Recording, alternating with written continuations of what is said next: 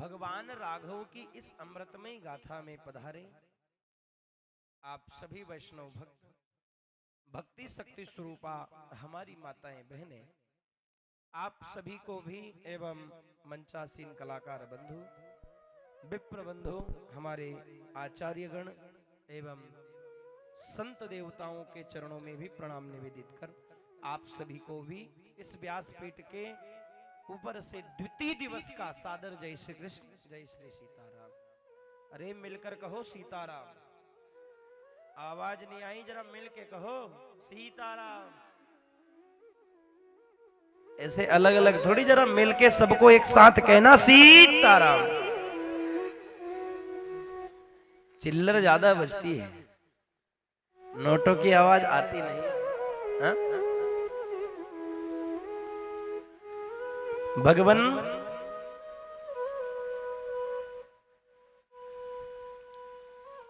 परमात्मा की कथा का यह कितना सुंदर भाव है, विचार करिएगा। देखो, आज श्री नारद जी महाराज के मन में एक शंका उत्पन्न हो गई।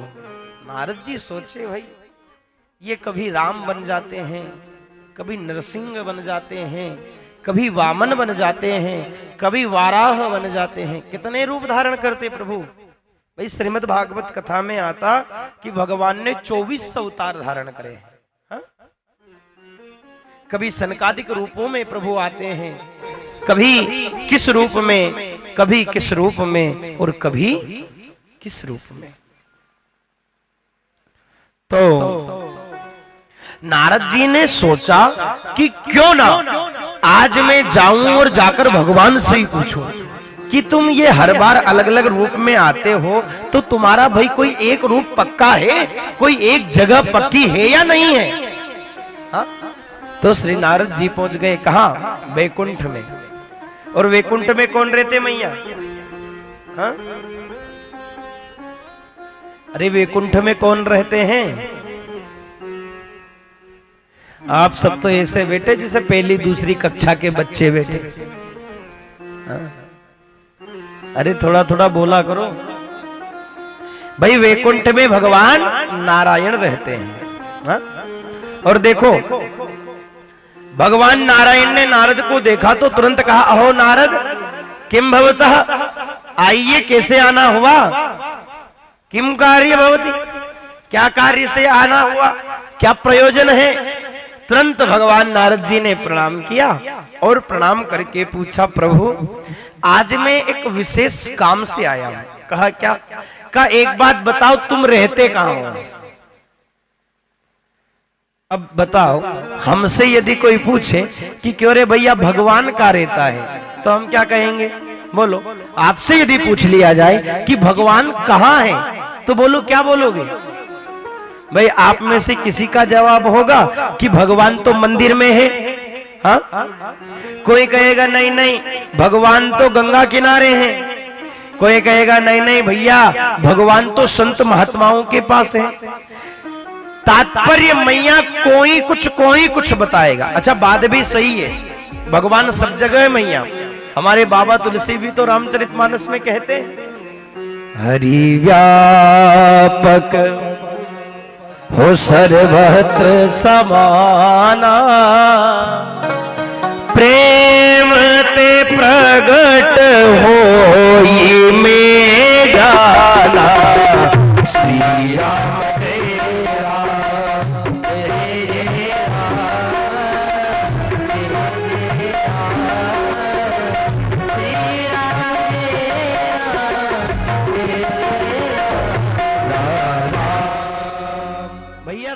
मानस में बाबा ने कह दिया, हरि व्यापक सर्वत्र समाना, प्रेम तही प्रगट होई में जाना।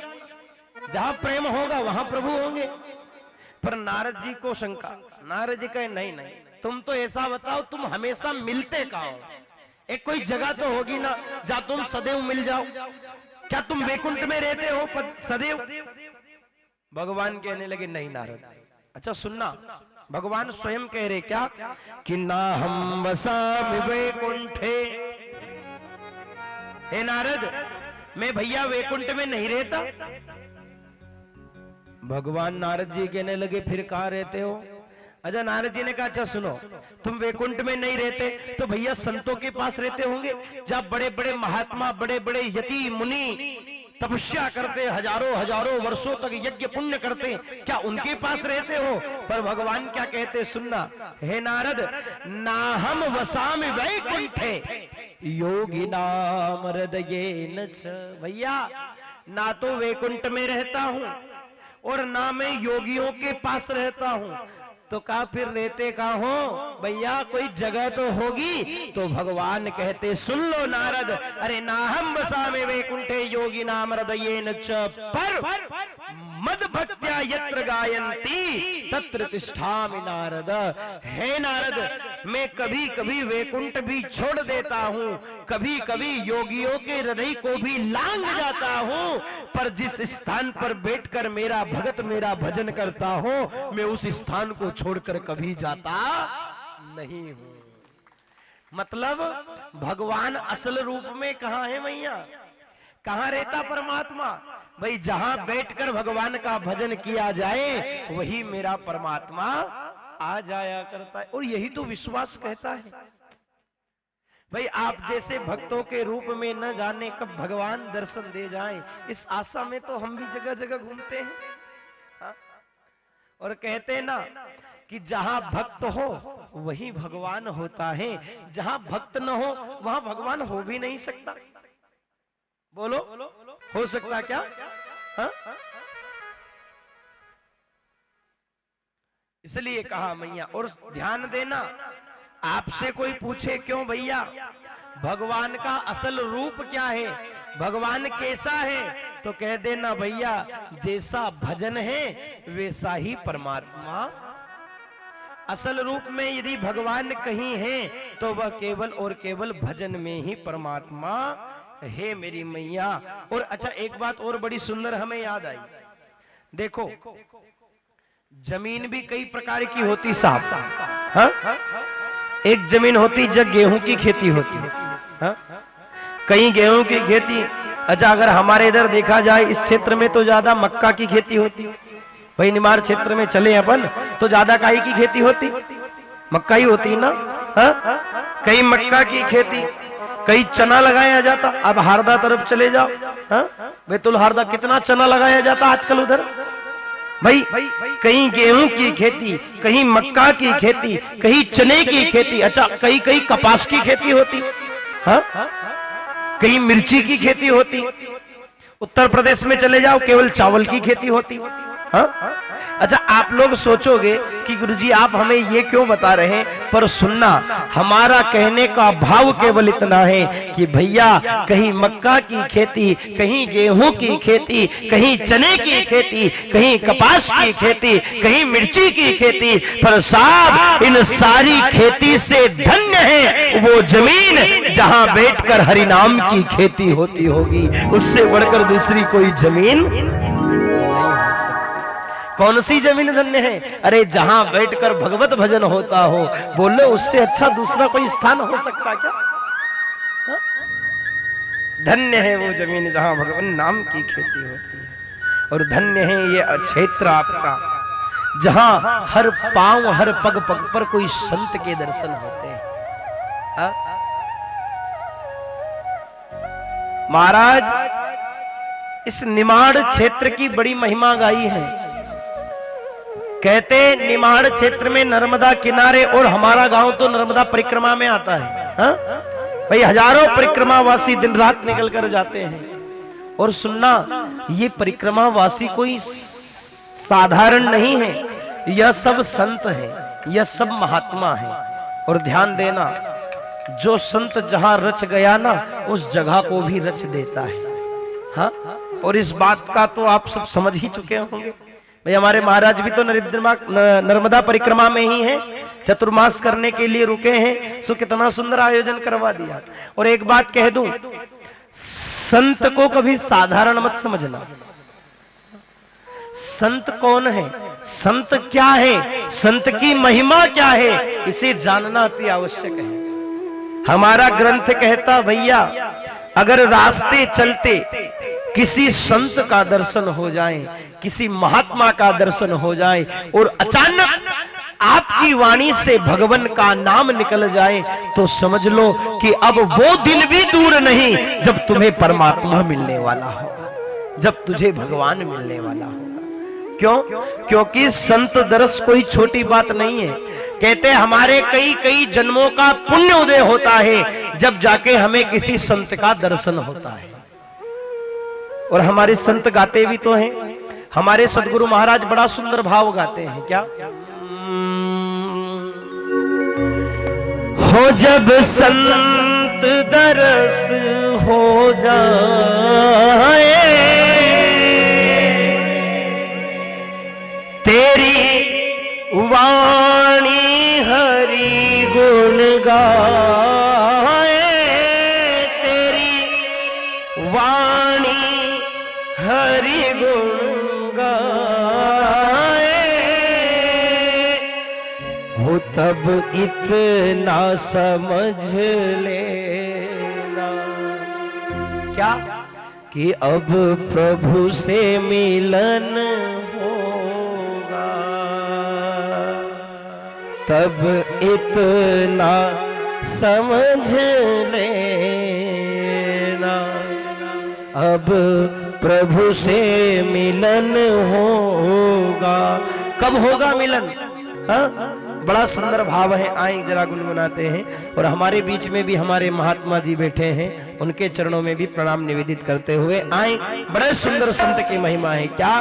हो जब संत दरस हो जाए, जब संत दरस हो जाए, तेरी वाणी हरि गुण गाए, तेरी वाणी हरि गुण गाए, तब इतना समझ लेना, तब इतना समझ लेना, अब हरि से मिलन होगा, तब इतना समझ लेना, अब हरि से मिलन होगा। कब होगा प्यारे? हो जब संत मिलन हो जाए, जब संत मिलन हो जाए, तेरी वाणी हरि गुण गाए, तेरी वाणी हरि गुण गाए, अब इतना समझ लेना, अब हरि से मिलन होगा, तब इतना समझ लेना, अब हरि से मिलन होगा। हाथ से ताली सेवा करते बोलो सदगुरु महाराज की।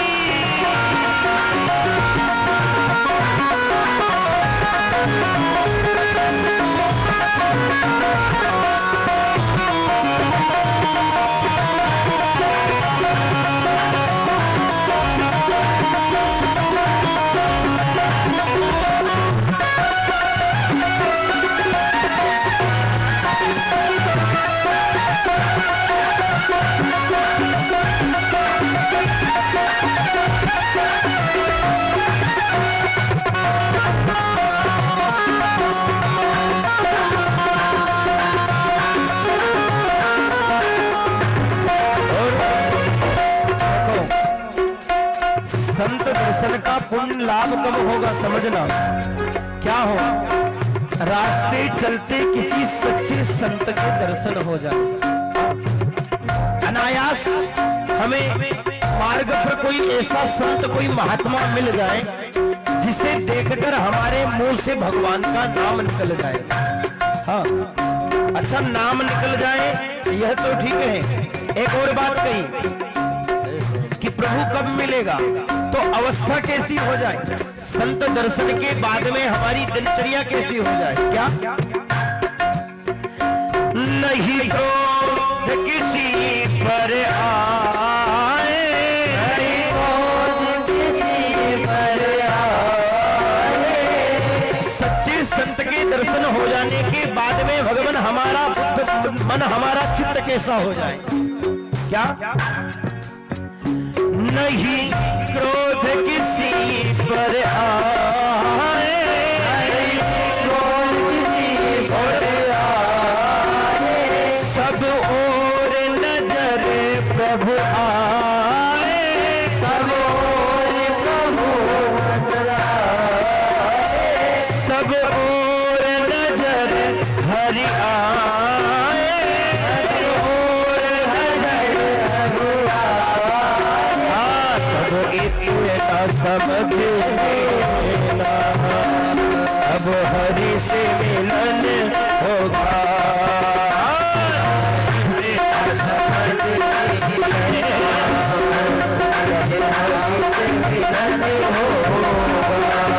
हो जब संग दर्श हो जाए,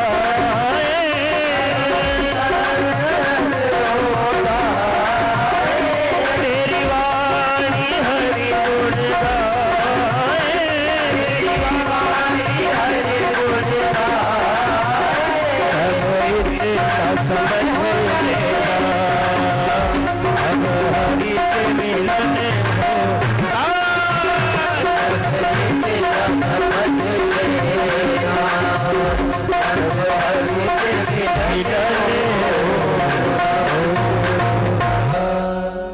अरे अनायास मार्ग पर कोई संत मिले और दिनचर्या कैसी हो जाए। किसी संत ने कहा भैया सच्चे साधु के दर्शन से आंख में आंसू आ जाए। कैसे?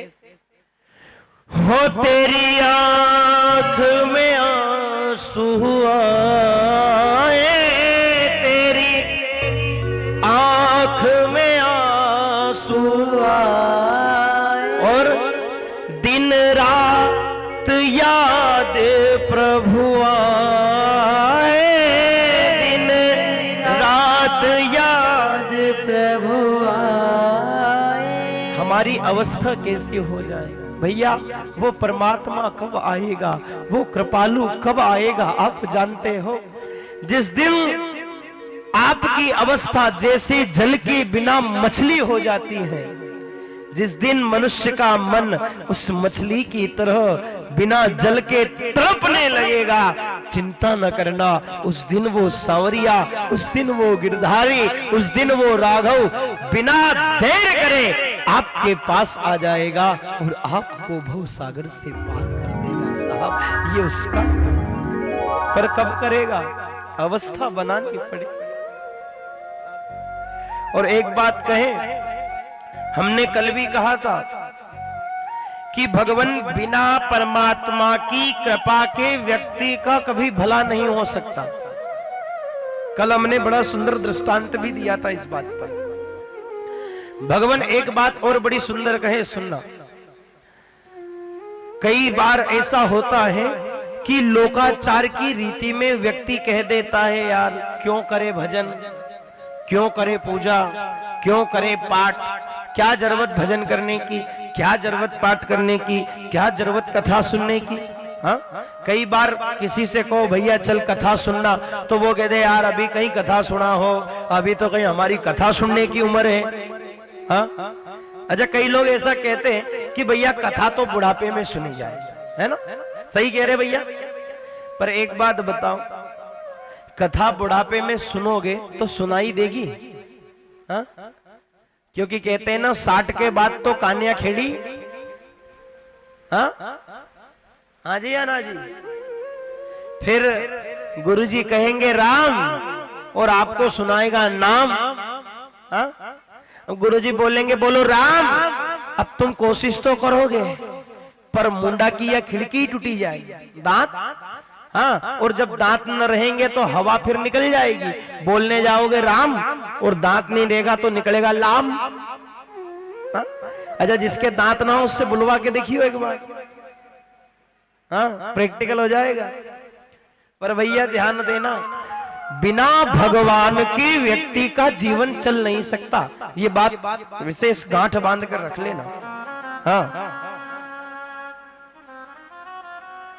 देखो, जब तक ये आत्मा परमात्मा से जुड़ी है, जब तक ये शरीर, जब तक ये तन भगवान से जुड़ा है तब तक ही इसका अस्तित्व है। जिस दिन भगवान से ये शरीर अलग हो जाता ना, इसका कोई अस्तित्व बचता नहीं है।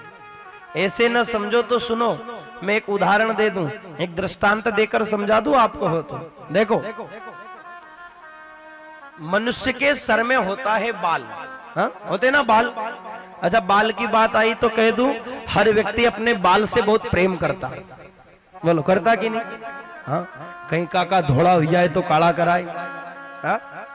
महंगा महंगा तेल, महंगा महंगा शैम्पू, महंगा महंगी चीज लगाता और अपने बालों का ध्यान रखता। बोलो, रखता कि नहीं रखता हर आदमी? क्यों? क्योंकि ऐसा कहते भैया, सर में जब तक बाल है व्यक्ति जवान है, बाल चले जाने के बाद आदमी बूढ़ा दिखने लगता है, हाँ? बोलो हाँ या ना? अच्छा, सत्य बताना, यहाँ जितने भी बैठे हो, हमारे जजमान जी कह रहे गुरुजी प्रेम तो बहुत था पर तुमने सभी कटवा दिए। भैया चिंता मत करो, घर की खेती फिर आ जाएगी। भगवान समझना, हम जो पूछना चाहते उस बात को आप जरा गौर कर बताइएगा। हर व्यक्ति अपने बाल से बड़ा प्रेम करता है, हाँ?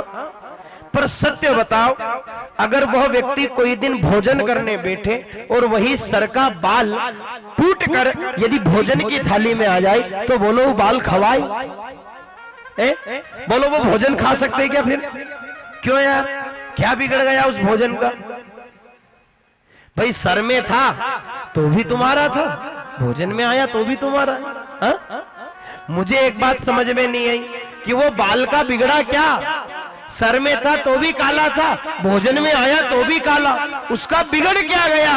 तो भैया मनुस्मृति कहती है कि बाल जब तक सर से जुड़ा है वो पवित्र है, सर से टूट जाने पर बाल अपवित्र हो जाता है, हा? तो भैया हम भी यही कहना चाहते हैं, जब तक मनुष्य शरीर रूपी ये बाल परमात्मा रूपी भगवान रूपी कथा से जुड़ा है तब तक ही इसका अस्तित्व है। जैसे सर से टूट जाने पर बाल का कोई अस्तित्व नहीं होता, वैसे ही भगवान से दूर होने के बाद में आदमी का भी कोई अस्तित्व बचता नहीं है, कोई अस्तित्व नहीं बच पाता। और न मानो तो देख लो, जब तक इस घट में राम है तब तक ही लोग आपका ध्यान रखेंगे। जा घट से राम गया कि बोलो फिर कोई याद रखेगा क्या? हाँ भाई, इसमें जो राम बैठा है वो है, तब तक ही तो अस्तित्व है, हाँ या ना? भैया व्यक्ति मर जाता तो कोई यूं थोड़ी कहता ये मर गया। उससे पूछो भैया क्या, तो वो कहेगा दादा अब इसके भीतर का राम चला गया। हाँ? ध्यान देना, राम है तब तक ही शरीर का अस्तित्व है, जिस दिन राम चला जाएगा उस दिन शरीर का कोई अस्तित्व बचेगा नहीं साहब, कोई अस्तित्व बचने वाला नहीं। और देखो, हमने कल कथा के अंदर सुना कि श्री तुलसीदास जी महाराज ने रामचरितमानस का निरूपण किया, और जिस कथा को हम सुनने बैठे, अच्छा एक बात कह दूं, रामचरित सत कोटि अपारा। रामचरित कितने हैं? 7 कोटि अपार। मैया ध्यान देना। अच्छा एक बात कह दूं, ये पहले दूसरे और तीसरे दिन की जो कथा होती है ना, ये थोड़ी ज्यादा ज्ञान की होती है, और हमने कल भी कहा कि ज्यादा ज्ञान किसी को पचता नहीं है, हा? तो इसलिए हम कहें कि थोड़ा मन लगा के ही कथा सुने तो ही कथा आपकी बुद्धि में, हाँ, और अगर मन लगा के ना सुनोगे तो फिर वो सीताराम हो जाएगा। अरे जरा मिलकर बोलो एक बार सीताराम। आवाज नहीं आई, जरा मिल के कहो एक बार सभी मिलके सीताराम।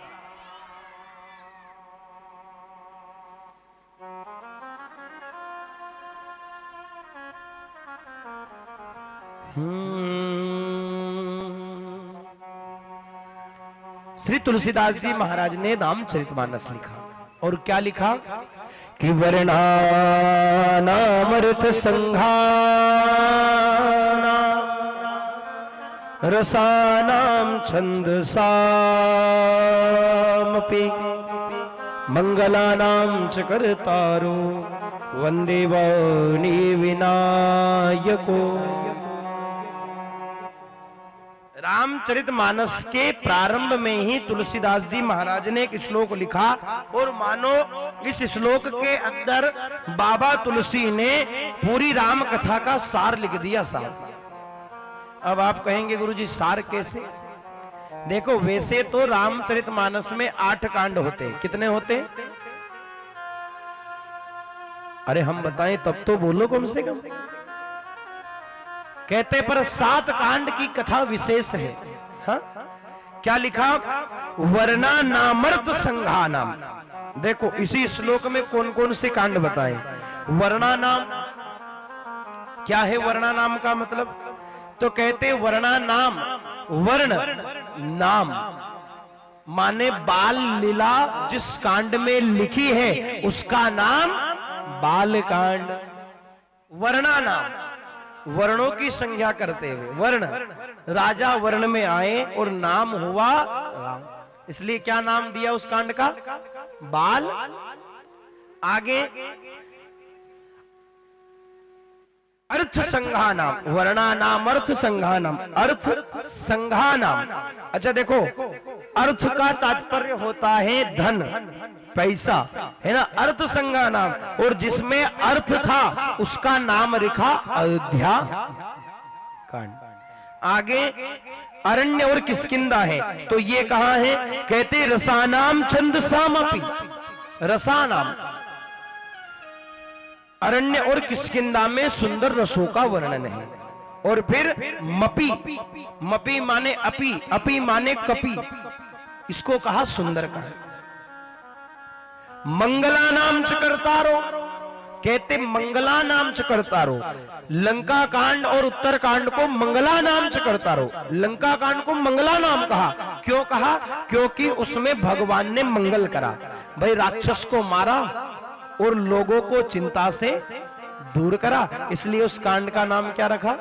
लंका कांड। और संत ने क्या कहा? मंगला नाम। करतारो माने राम जी जिस काम के लिए आए थे उस काम को किया और पुनः स्वधाम गमन होने की तैयारी है। ये पहले श्लोक में ही पूरा अर्थ लिख दिया। अच्छा एक बात और कहूं, देखो कथा कितनी बार लिखी गई समझना। संत कहते भैया रामचरित शतकोटि अपारा। राम जी की कथा कोई एक बार 2 बार नहीं लिखी गई, राम जी की कथा तो हजारों बार लिखी गई और हजारों लोगों ने अपने अपने मत से लिखी। भगवान एक बात बड़ी समझने की है, यहां स्पष्ट लिख दिया रामचरित शतकोटि। कोटि माने जिसकी कोई संख्या का वर्णन, इतनी कथाएं राम जी की। ऐसा क्यों कहा? क्योंकि देखो ऐसा कहते हैं हमारे तुलसी पीठ वाले महाराज जी, कहते भैया राम जी के साथ में जितने भी बानर थे, जितने भी भालू थे, सबने अपने अपने हिसाब से कथा लिखी थी, सबने अपना अपना मत दिया था, सब अपना अपना मत बता रहे थे। इसलिए कहा क्या कि रामचरित शतकोटि अपार। पर सबसे सुंदर कथा किसने लिखी? तो कहते तुलसीदास जी महाराज ने। और देखो ये कथा लिखी तो सही है, पर इस कथा का भाव कितना सुंदर है। ये कथा कैसी है? अच्छा देखो वो तो ठीक है, पर एक बात और आती है, सबसे पहले कथा भोले बाबा ने लिखी थी, क्योंकि राम जी को सबसे ज्यादा भजते कौन है? हा? कौन भजते हैं? बोल महाकाल महाराज की जय हो। भैया ऐसा वर्णन है कि राम जी दिन रात शिव जी को याद करते और शिव जी राम जी को याद करते हैं। और इसीलिए तो तुलसीदास जी महाराज ने भी राम जी के पहले शिव जी का वर्णन करा है। क्यों? क्योंकि कथा किसकी लिख रहे? राम जी की। और वर्णन किसका करा? शिव जी का। अच्छा देखो, एक बार क्या हुआ, भोले बाबा ने एक शास्त्र लिखा और दुनिया में सब लोगों को पता चल गया कि भैया भोले बाबा ने एक शास्त्र लिखा है और उस शास्त्र में इतना प्रताप है कि भोले बाबा आनंद से रहते हैं, भोले बाबा को कोई चिंता नहीं। अब देखो, हमने कहा ना कि दुनिया की एक आदत है, यदि इसको पता चल जाए कि ये आदमी बहुत सुखी है तो उसको दुखी करने पहुंच जाती है। बस पता चलना चाहिए कि ये सुखी है ना। तो अब दुनिया में पता चला कि भोले बाबा बड़े सुखी। कहा भाई क्यों सुखी? कहा उनके पास एक शास्त्र है और उससे सुखी। तो सबने सोचा कि एक काम करो, अपन भोले बाबा के पास चलो और थोड़ा थोड़ा ले आओ। का उससे क्या होगा? का उनका थोड़ा सुख कम हो जाएगा और अपना दुख कट जाएगा। तो कहा यार बात तो सही है। तो कहा कौन कौन चले? तो उनने कहा एक दो मत चलो, अपन तो 3 प्रजाति है ना, तो तीनों के मिल एक एक चलो। अब 3 कौन कौन? तो कहते भैया पहला तो मनुष्य, दूसरा राक्षस और तीसरा देवता। तीनों इकट्ठा हुए। उनने कहा सुनो, अब पूरा समाज मत चलो। का फिर का हर समाज में एक एक व्यक्ति चल चलो। अब एक व्यक्ति तो हो गया मनुष्यों का, एक व्यक्ति राक्षसों का, एक व्यक्ति देवताओं का, और पहुंच गए कैलाश पर्वत पर। आवाज लगाई, बाबा है भोलेनाथ कृपा कीजिए। भोले बाबा समाधि में बैठे थे, नेत्र खोले।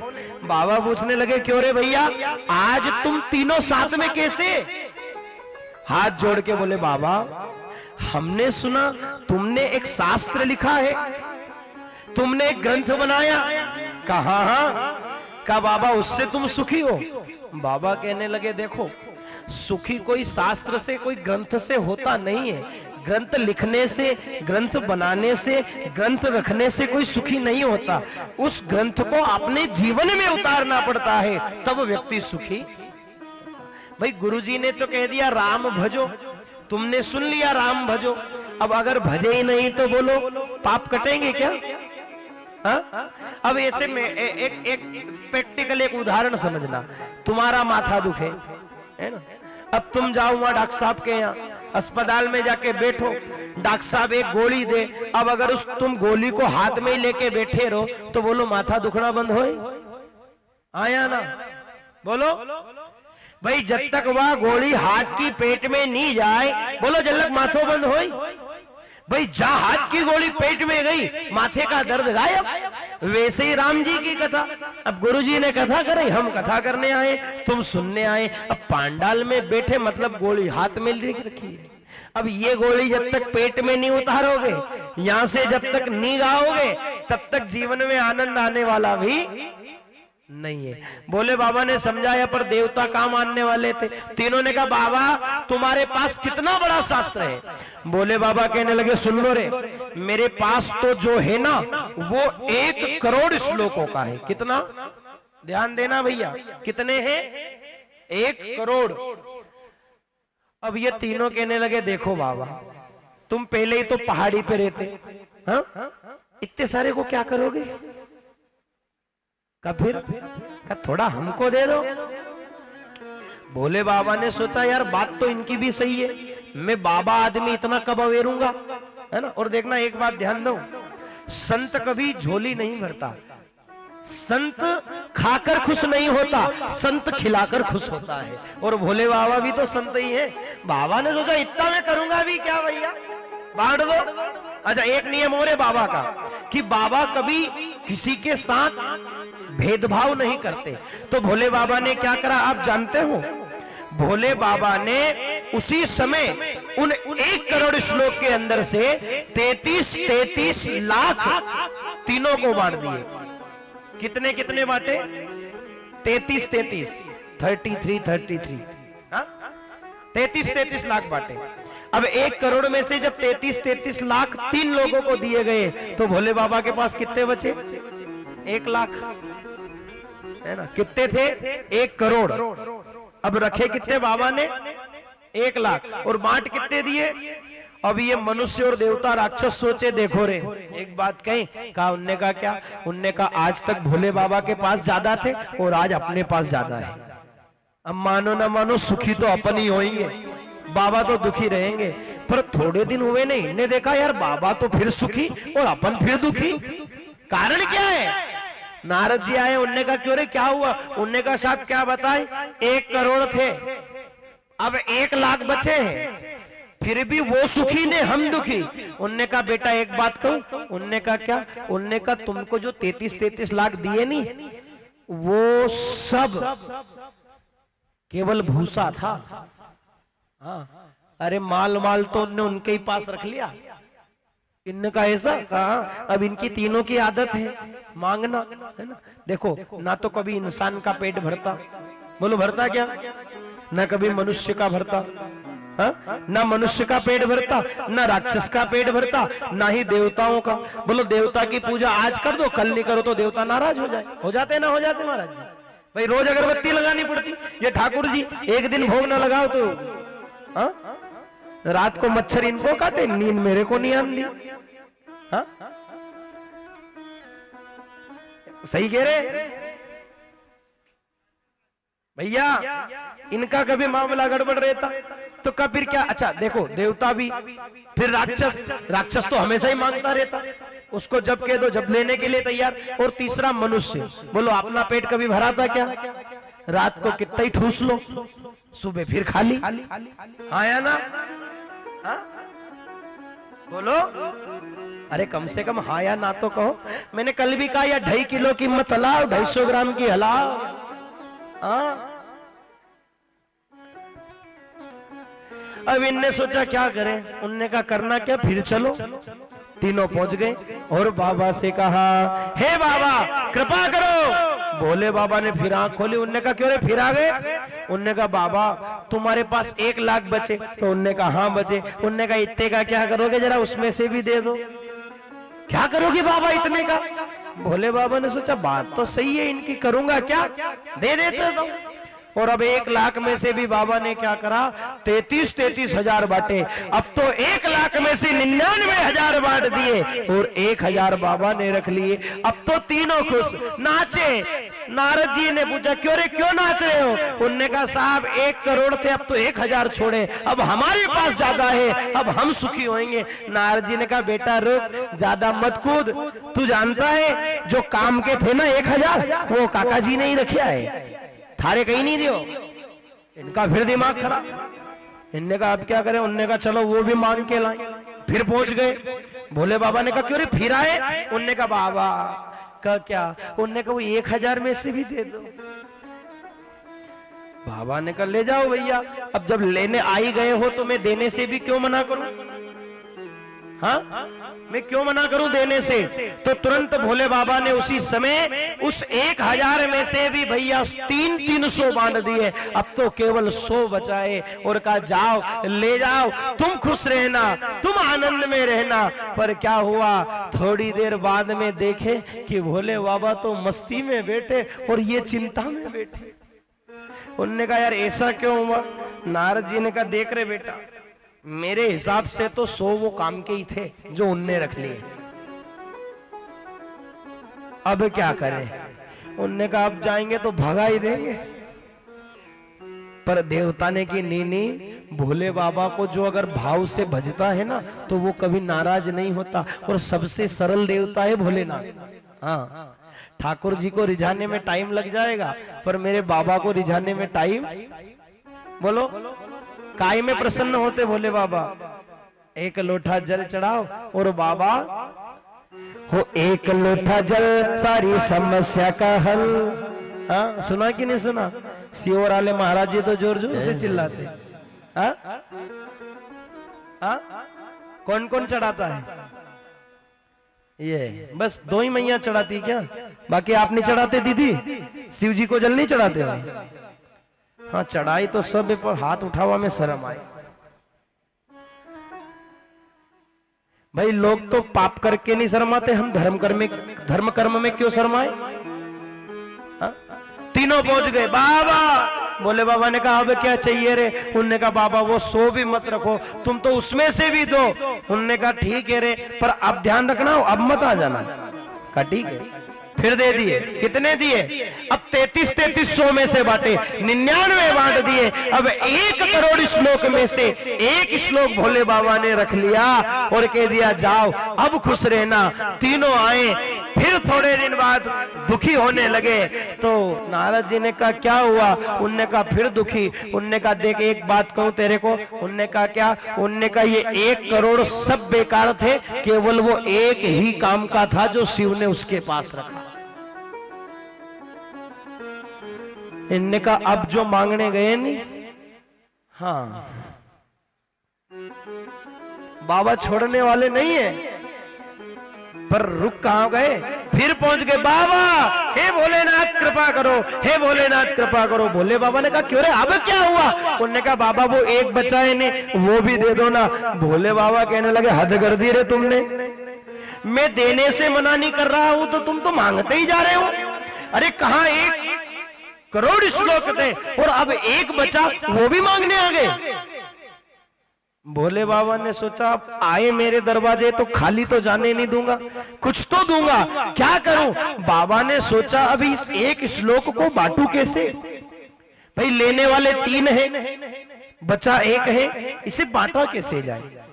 तो देखो अच्छा एक नियम और है। किसी ने सोचा कि एक आदमी किसी को भी दे देना था, तो उनने कहा नहीं, भोले बाबा का नियम है कि उनके दरवाजे जो जाएगा वो सबको बराबर देंगे, किसी से भेदभाव नहीं करेंगे। तो बाबा ने बैठकर सोचा कि देखो जो 1 श्लोक था ना वो अनुष्टुप छंद का श्लोक था, और भगवान अनुष्टुप छंद के श्लोक में 32 अक्षर होते हैं। कितने अक्षर? 32 अक्षर। तो भोले बाबा ने 10-10 अक्षर मनुष्य देवता और राक्षस को दे दिए। अब तो केवल 2 अक्षर बचाए और कहा जाओ अब खुश रहना। पर वो 10-10 अक्षर लेकर पहुंचे और रास्ते में फिर नारद जी मिले। उनने कहा ले आए? उनने कहा सब ले आए। अब तो 2 शब्द छोड़े हैं। नारद जी ने कहा ध्यान दे लेना देवता मनुष्य राक्षस, काम के अक्षर 2 थे जो बाबा ने पास में रखे हैं। अब तो तीनों घबराए। उनने कहा अब जो मांगवा गया नहीं तो अब खेर नहीं। पर देखो भोले बाबा के भगत बड़े चालू होते हो, हाँ बाबा को मस्का लगाते हैं।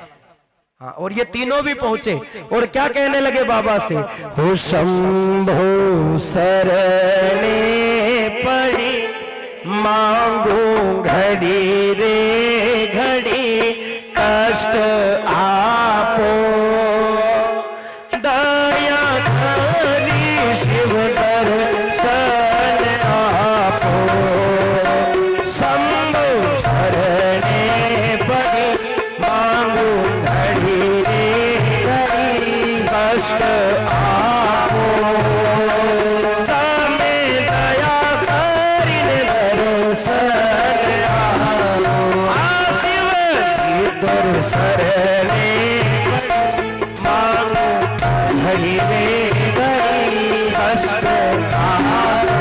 हे बाबा दया करी शिव दर्शन हो शिव दर्शन हो शिव दर्शन। हे बाबा दया करो ना। भोले बाबा ने नेत्र खोली और फिर देखा मनुष्य देवता राक्षस। अब तो बाबा क्रोध में भर गए, कहने लगे अब क्यों आए हो? कहा बाबा वो 2 भी दे दो। भोले बाबा आज आसन से खड़े हो गए और कहने लगे सुन लो रे, सब दे दिया पर ये 2 देने वाला। अब तो ये मनुष्य देवता राक्षस भी समझ गए कि भोले बाबा अब देंगे नहीं, मना कर दिया। तो योजना बनाई कि कम से कम ना दे तो ना दे, पर पता तो चले कि 2 है क्या। तुरंत पूछा बाबा 2 मत, कम से कम बता तो दो कि वो 2 शब्द हैं क्या। भोले बाबा कहने लगे सुन लो रे, पहला शब्द है रा और दूसरा शब्द है मां, और दोनों को मिलाकर बनता है मेरा राम। बोलो रामचंद्र भगवान की। बाबा कहने लगे सुन लो, मैंने सब दे दिया पर राम को कभी नहीं दिया, और राम को मैंने हृदय में रखा, इसलिए मैं आज सुखी हूं और दुनिया दुखी है। भैया प्रैक्टिकल कर लो, जिसके मन में राम है ना, जिसके हृदय में राम है वो हमेशा आनंद में रहता है, और जिसके हृदय में राम नहीं वो दुनिया में भटकता। अच्छा एक बात और कहूं, समझना, भोले बाबा इतने विश्राम में क्यों रहते जानते हो? हाँ? किसी ने पूछा कि यार सबको टेंशन, हाँ? किसी को घर का चक्कर, किसी को दुकान का चक्कर, किसी को खेत का चक्कर, किसी को जमीन का चक्कर, किसी को ब्याह का चक्कर, चक्कर ही चक्कर में घन चक्कर होके इंसान बैठा है। ये भोले बाबा को कोई चक्कर वक्कर नहीं है क्या? हाँ, ये दिन भर कैसे तपस्या करते रहते, बड़े आनंद में, जब देखो जब कैलाश पे तपस्या करें। कारण क्या है? इतने विश्राम में भोले बाबा क्यों हैं? शब्द क्या समझना, इतने विश्राम में भोले बाबा क्यों हैं? विश्राम में, है ना? तो किसी संत ने बड़ा अच्छा तर्क यहां निकाल कर दिया है कि भोले बाबा इसलिए विश्राम में हैं क्योंकि प्रैक्टिकल में आपसे पूछूंगा, देखो भोले बाबा के हृदय में कौन है? बोलो, राम। हाँ, मन में कौन बैठा है? राम। और गले में क्या है? गले में क्या है? विष। भोले बाबा ने मंथन में विष पिया, अब उसको कहां रखा? गले में। तो गले में क्या है? विष। और हृदय में, अब जरा दोनों को जोड़ना, तो विष विष विष क्या बना? विश्राम। विश्राम, विष। भैया संत कहते बाबा इसलिए विश्राम में हैं क्योंकि गले में जहर रखा और मन में राम रखा, इसलिए बन गया विश्राम, और मेरे बाबा विश्राम में हैं। और हमने क्या करा? हमने उल्टा कर दिया हो। अच्छा, करना क्या था? राम जी को मन में रखना था और जहर को गले में रखना था, पर हम उल्टा कर बैठे। राम को तो गले में रख लिया और जहर पेट में। अब तुम बोलोगे ऐसा करा ही नहीं, तो मैं प्रैक्टिकल बता दूं। कोई भैया गली से निकले और जहां कोई दिखे तो तुरंत के दादा राम राम, अन पेट में के डोकरो अभी तक जीवे। बोलो, पेट में जहर भरा कि नहीं भरा? राम कहाँ है? केवल गले में।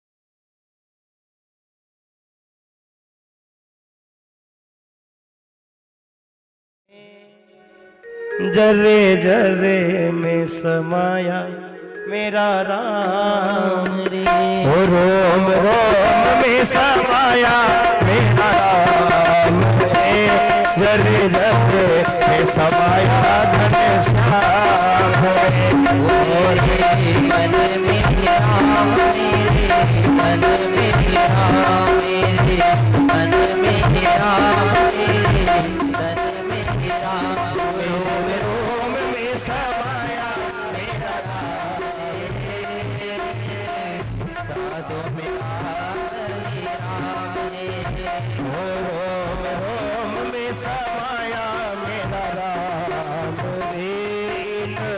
सासो मेरा राम रे,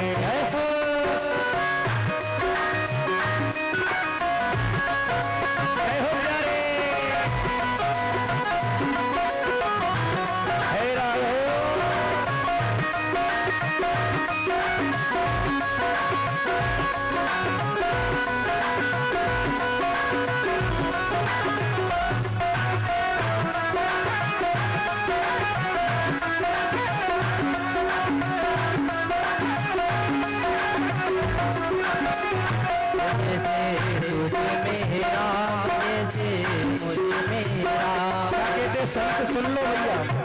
हो जैसे मुझ में है राम, जैसे मुझ में है राम, जैसे तुझ में है राम, जैसे मुझ में है राम, जैसे तुझ में है राम, जैसे मुझ में है राम। हम सब में समाया मेरा राम रे, सब में समाया मेरा राम रे, सांसों में ही राम रे, में समाया मेरा राम, हे सांसों सांसों में समाया मेरा राम। जय हो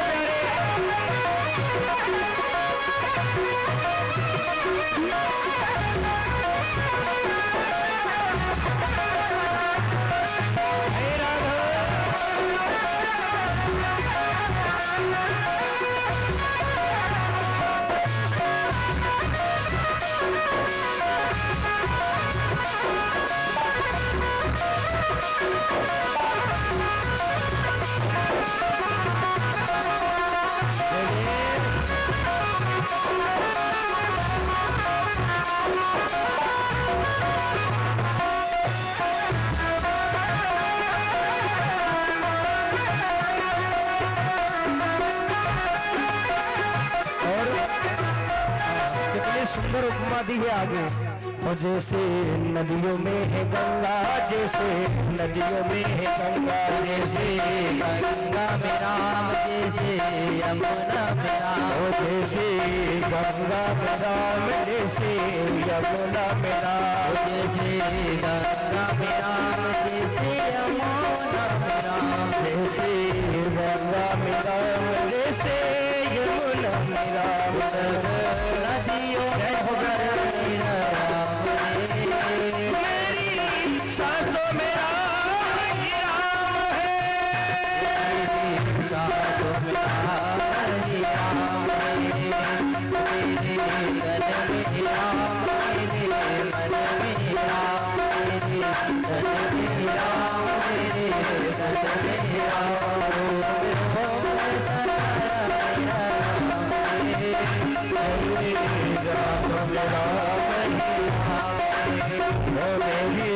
सांसों में राम।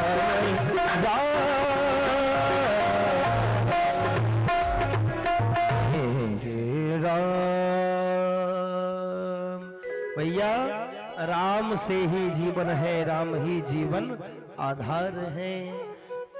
पातित पावनी बाबा तुलसी की ये अमृत गाथा और बड़ी सुंदर कथा श्री तुलसीदास जी महाराज लिखते हैं। कथा के प्रारंभ में मानो 8 कांडों का वर्णन करा, आगे भगवान भवानी और शंकर की वंदना करी है। भवानी शंकर की वंदना के बाद में भगवान तुलसीदास जी महाराज आगे भगवान की महिमा का वर्णन लिखते हैं। पहले क्या करा भाई, जो ग्रंथ है उस ग्रंथ का सम्मान बताया, बाद में इस ग्रंथ के अधिष्ठात्र देवता जो सबसे ज्यादा इस ग्रंथ को सुनने के रसिक होंगे। और देखो राम कथा के रसिक कौन है? हाँ आप जानते हैं, हमारे संत महात्मा गाते भी तो हैं, हो राम कथा सुनी बेको रसिया, राम लखन सीता मन बसिया। राम कथा सुनी बेको रसिया, राम कथा सुन बेको रसिया, राम कथा सुनिबे को रसिया,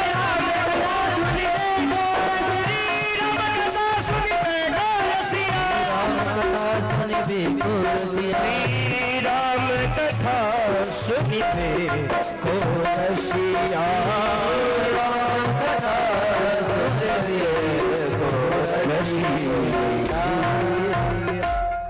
कौन है? बोल बालाजी महाराज की। भैया जहां राम की कथा होती हो वहां मेरे बालाजी न हो, ऐसा तो हो नहीं सकता। इसलिए कविश्वरों कपीश्वरों भगवान की वंदना के बाद में कविश्वर और कपीश्वर की बाबा तुलसी ने वंदना करी। आगे भगवान की महिमा लिखते कि राम कौन है, राम कैसे हैं, क्या करते राम जी महाराज। तो बड़ी सुंदर बात सोरठे के माध्यम से तुलसी बाबा लिखते हैं। अरे मूक हो ये बाचाल,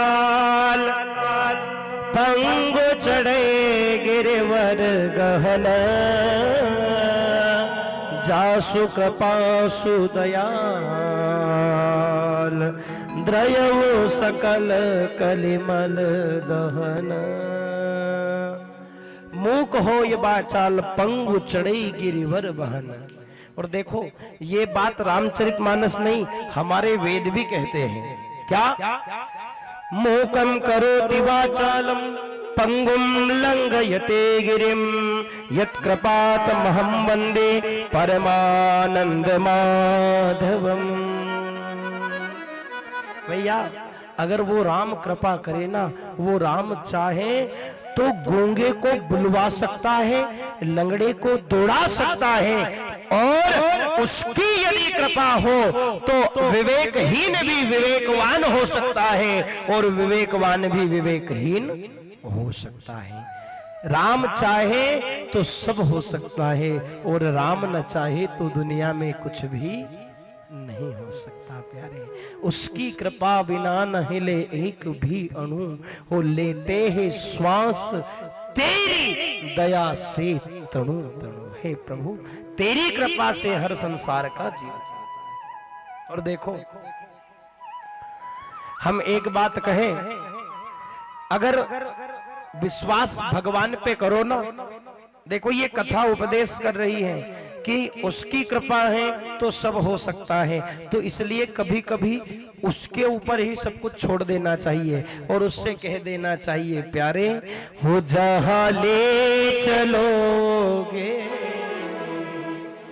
वहीं मैं रहूंगा, जहां ले चलोगे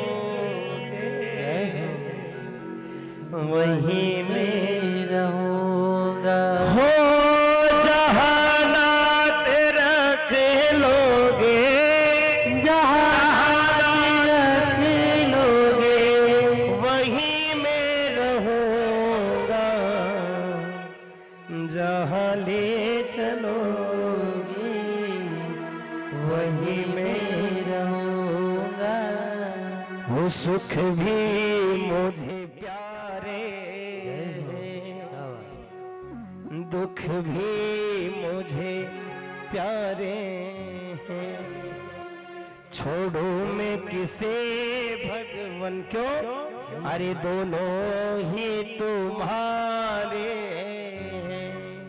भैया सुख भी तू ही देता है और दुख भी तू ही देता है, अब किसे छोड़ूं कहां जाऊं पता नहीं चलता। इसलिए देखो बड़ी सुंदर, वैसे भजन गाने वाला तो नहीं था, कथा में जाना था, पर कहते ना कि यदि कोई भाव आ जाए तो हमारे गुरुजी का कहना कि फिर घड़ी नहीं देखना, उस भाव में चले जाना। इसलिए आओ जरा उस बिहारी से कहो, उस राघव से कहो, उस परमात्मा से कहो क्या, अरे जहां ले चलोगे वही में चलूंगा, जहां ले चलोगे वही में चलूंगा, जहां ले चलोगे वही में चलूंगा, जहां ले चलोगे वही में चलूंगा,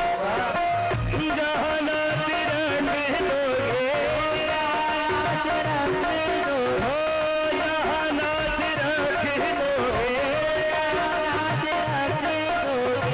वहीं में रहो, जहां ले चलो वहीं में चलो। हाथ से तालियों के साथ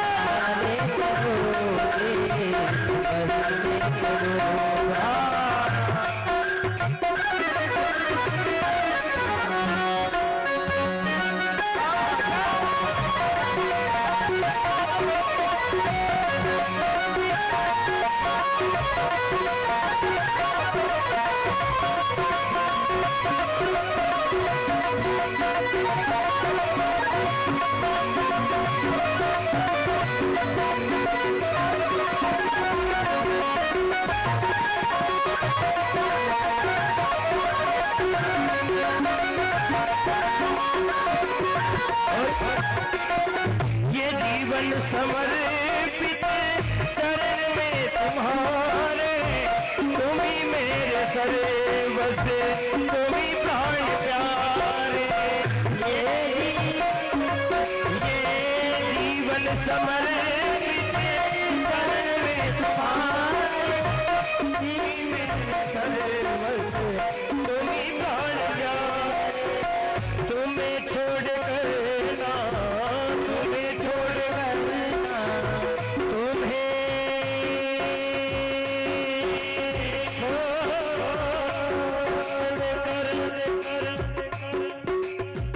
तुम्हें छोड़ कर ना किससे कहूँगा, तुम्हें छोड़ कर ना किससे कहूँगा, तुम्हें छोड़ कर ना किसे मैं कहूँगा।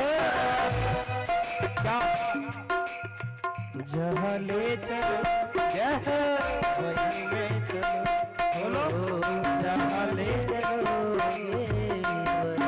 अच्छा एक बात बताओ, कौन कौन राम जी की रजा में रजा रखना चाहता है? आज सच्चा हाथ खड़ा करना। जो चाहता है कि राम जी जैसा चाहेगा वैसा रह लूंगा, जो यही भाव रखना चाहता है वही हाथ खड़ा करना, और दोनों हाथ से तालियों के साथ। हो जहाँ ले चलोगे वहीं में चलो,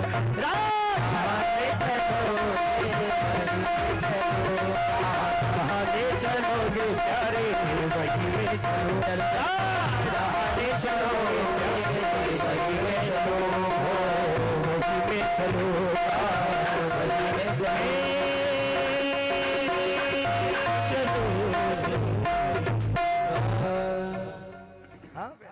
तू जहाँ ले चलेगा वहीं चल चले। अरे राजी हूं मैं उसी में जिसमें तेरी रजा है, और सारे जहां के मालिक एक तेरा ही आसरा है। ध्यान देना, दुनिया में आस यदि रखना ना तो केवल राम से रखना, क्योंकि दूसरा दुनिया में कोई साथ देने वाला नहीं है। तुम जिसे अपना कहते हो एक दिन वो पराया हो जाएगा, और जिसे तुम पराया समझते हो वही तुम्हें एक दिन अपना जाएगा। ये जीवन का सत्य है भैया। आप जिससे प्रेम करते हो वो कभी आपका साथ नहीं देगा। ये दुनिया का रिवाज है, कहते हैं भैया कि माल तेरे पास है तो माल तेरा खाएंगे, और ध्यान दे लेना हुआ जो खत्म तो नजर नहीं।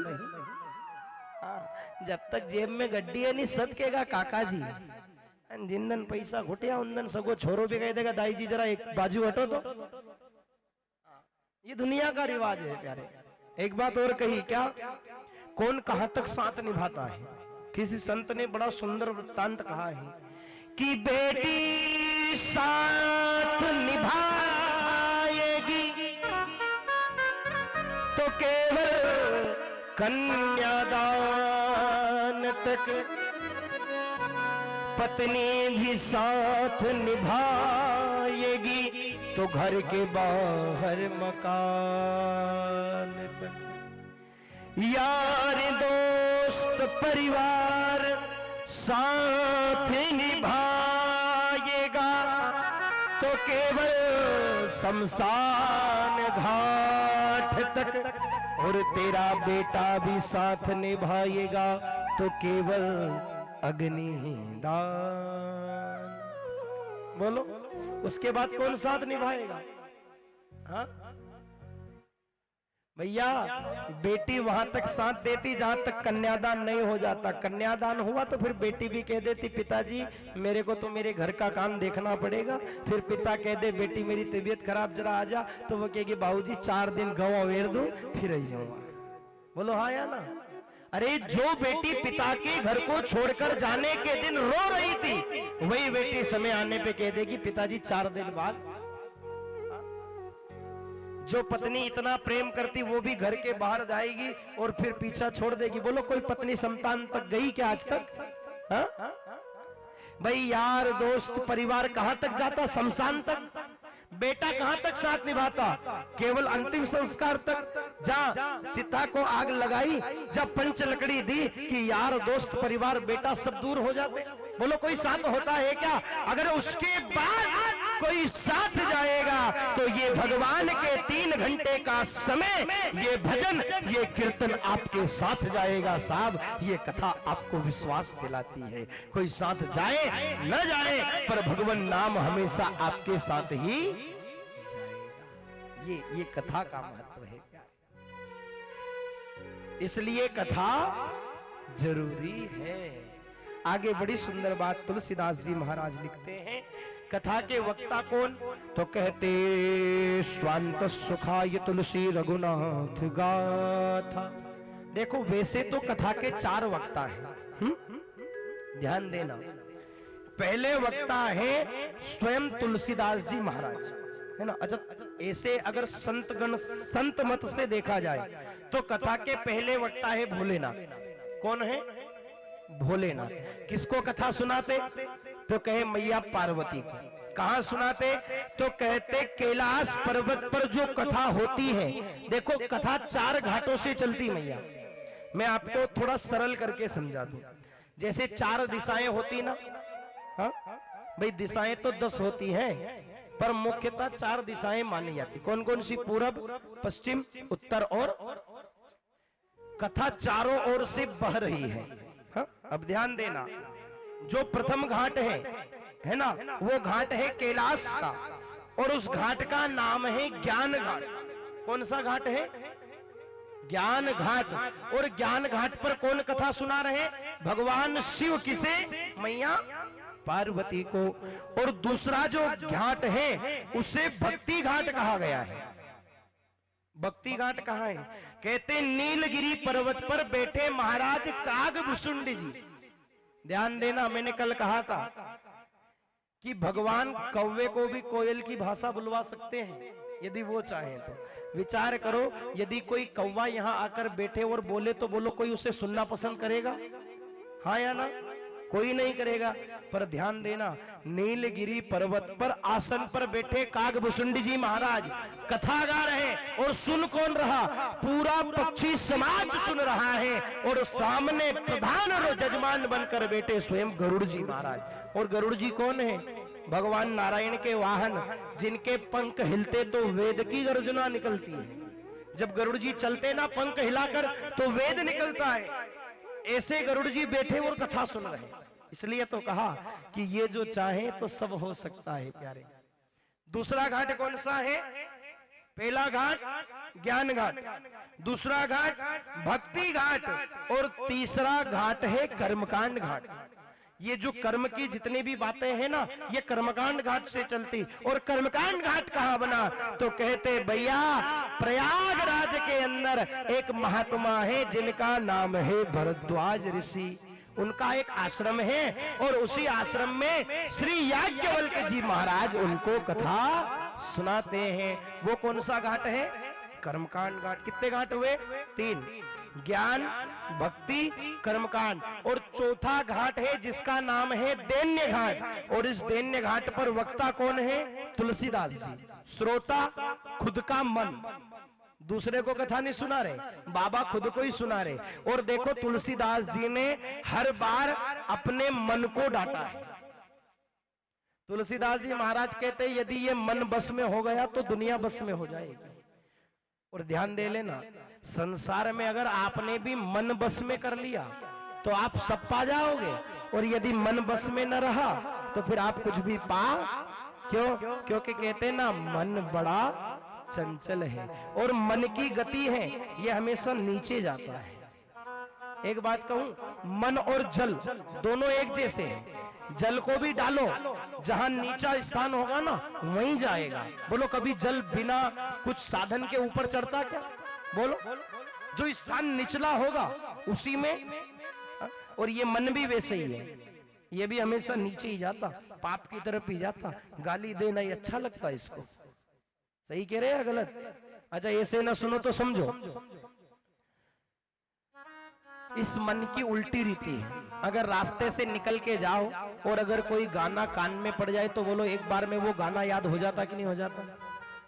बोलो होता कि नहीं होता दीदी? एक ही बार में हो जाता नहीं?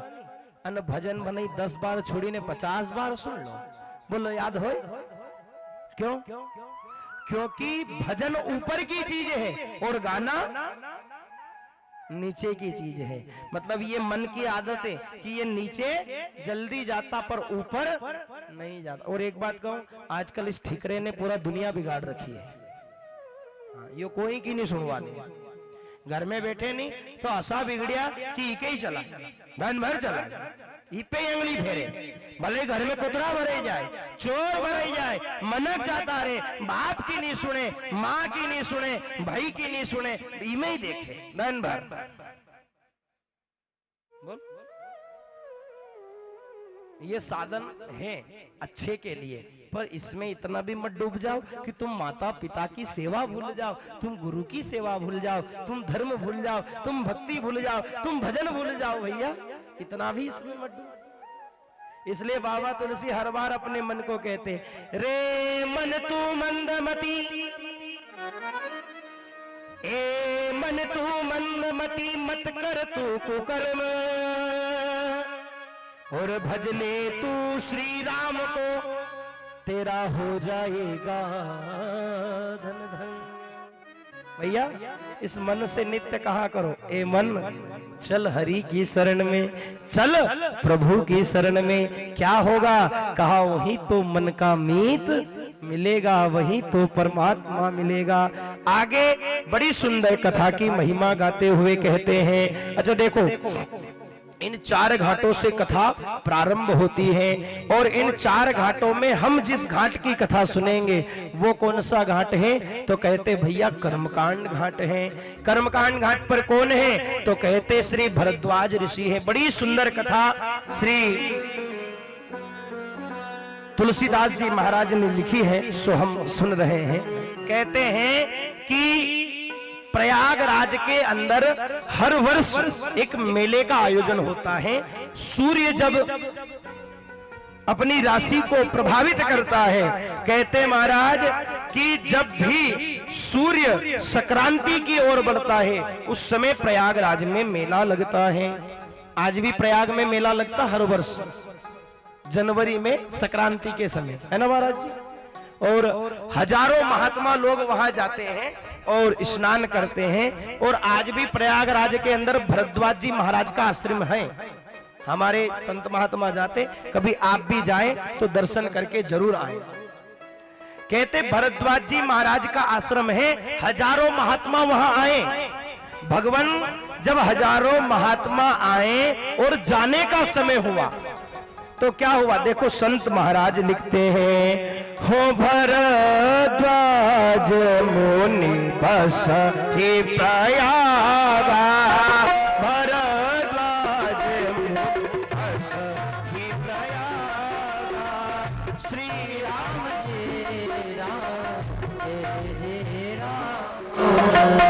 भरद्वाज मुनि बस ही प्रयागा,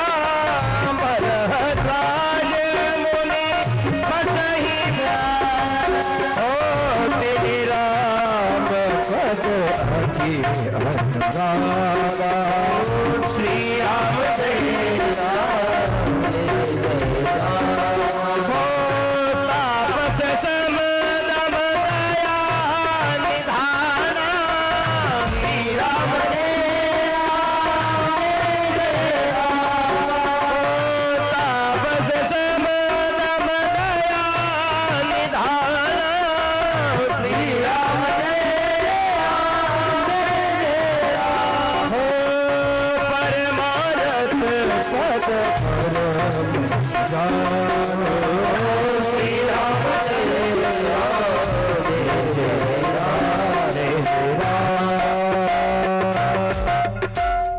भरद्वाज मुनि बसहि प्रयाग। कहते भरद्वाज जी महाराज प्रयाग में रहते, संतों का मेला लगा और जब मेला पूर्ण हुआ तो सब संत जाने लगे। कहते हैं हजारों संत जब, आजकल तो देखो ऐसा हो गया कि व्यक्ति जहां भी जाता वहां किसी व्यक्ति की जिम्मेदारी होती है ना। ऐसा कहते महाराज, जैसे कोई तीर्थ करने जाओ तो उस तीर्थ में जो महात्मा होते उनकी जिम्मेदारियां होती थी कि भाई जो भी गुरु भाई आए उनकी सेवा करें, उनका ध्यान रखे, उनकी सारी व्यवस्थाओं का निर्वहन करें। तो कहते प्रयागराज में भरद्वाज जी सारे संतों की सेवा करते थे। जब भी मेला लगता महात्मा आते, उनको रखते और जब जाते तो भेंट दक्षिणा देकर उनको विदा करते। ऐसा नियम होता है, जब कोई आता है और वो जाए तो जिसके यहाँ रहता है उसका नियम होता है कि बिना भेंट दक्षिणा के वो न जाए। ये विषय दुनिया में तो न हो, पर संत के घर आज भी यह होता है, बिना उनके यहाँ से खाली कोई जाता। तो कहते भरद्वाज जी महाराज ने सब संतों को विदा करा और इतने में श्री याज्ञवल्क्य जी महाराज जाने के लिए जैसे ही आगे बढ़े तो याज्ञवल्क्य जी ने कहा ठीक है भरत जी हम चलते हैं, अब आज्ञा हो। तो क्या करा, हो भरद्वाज राखे पद लेखे श्री राम जय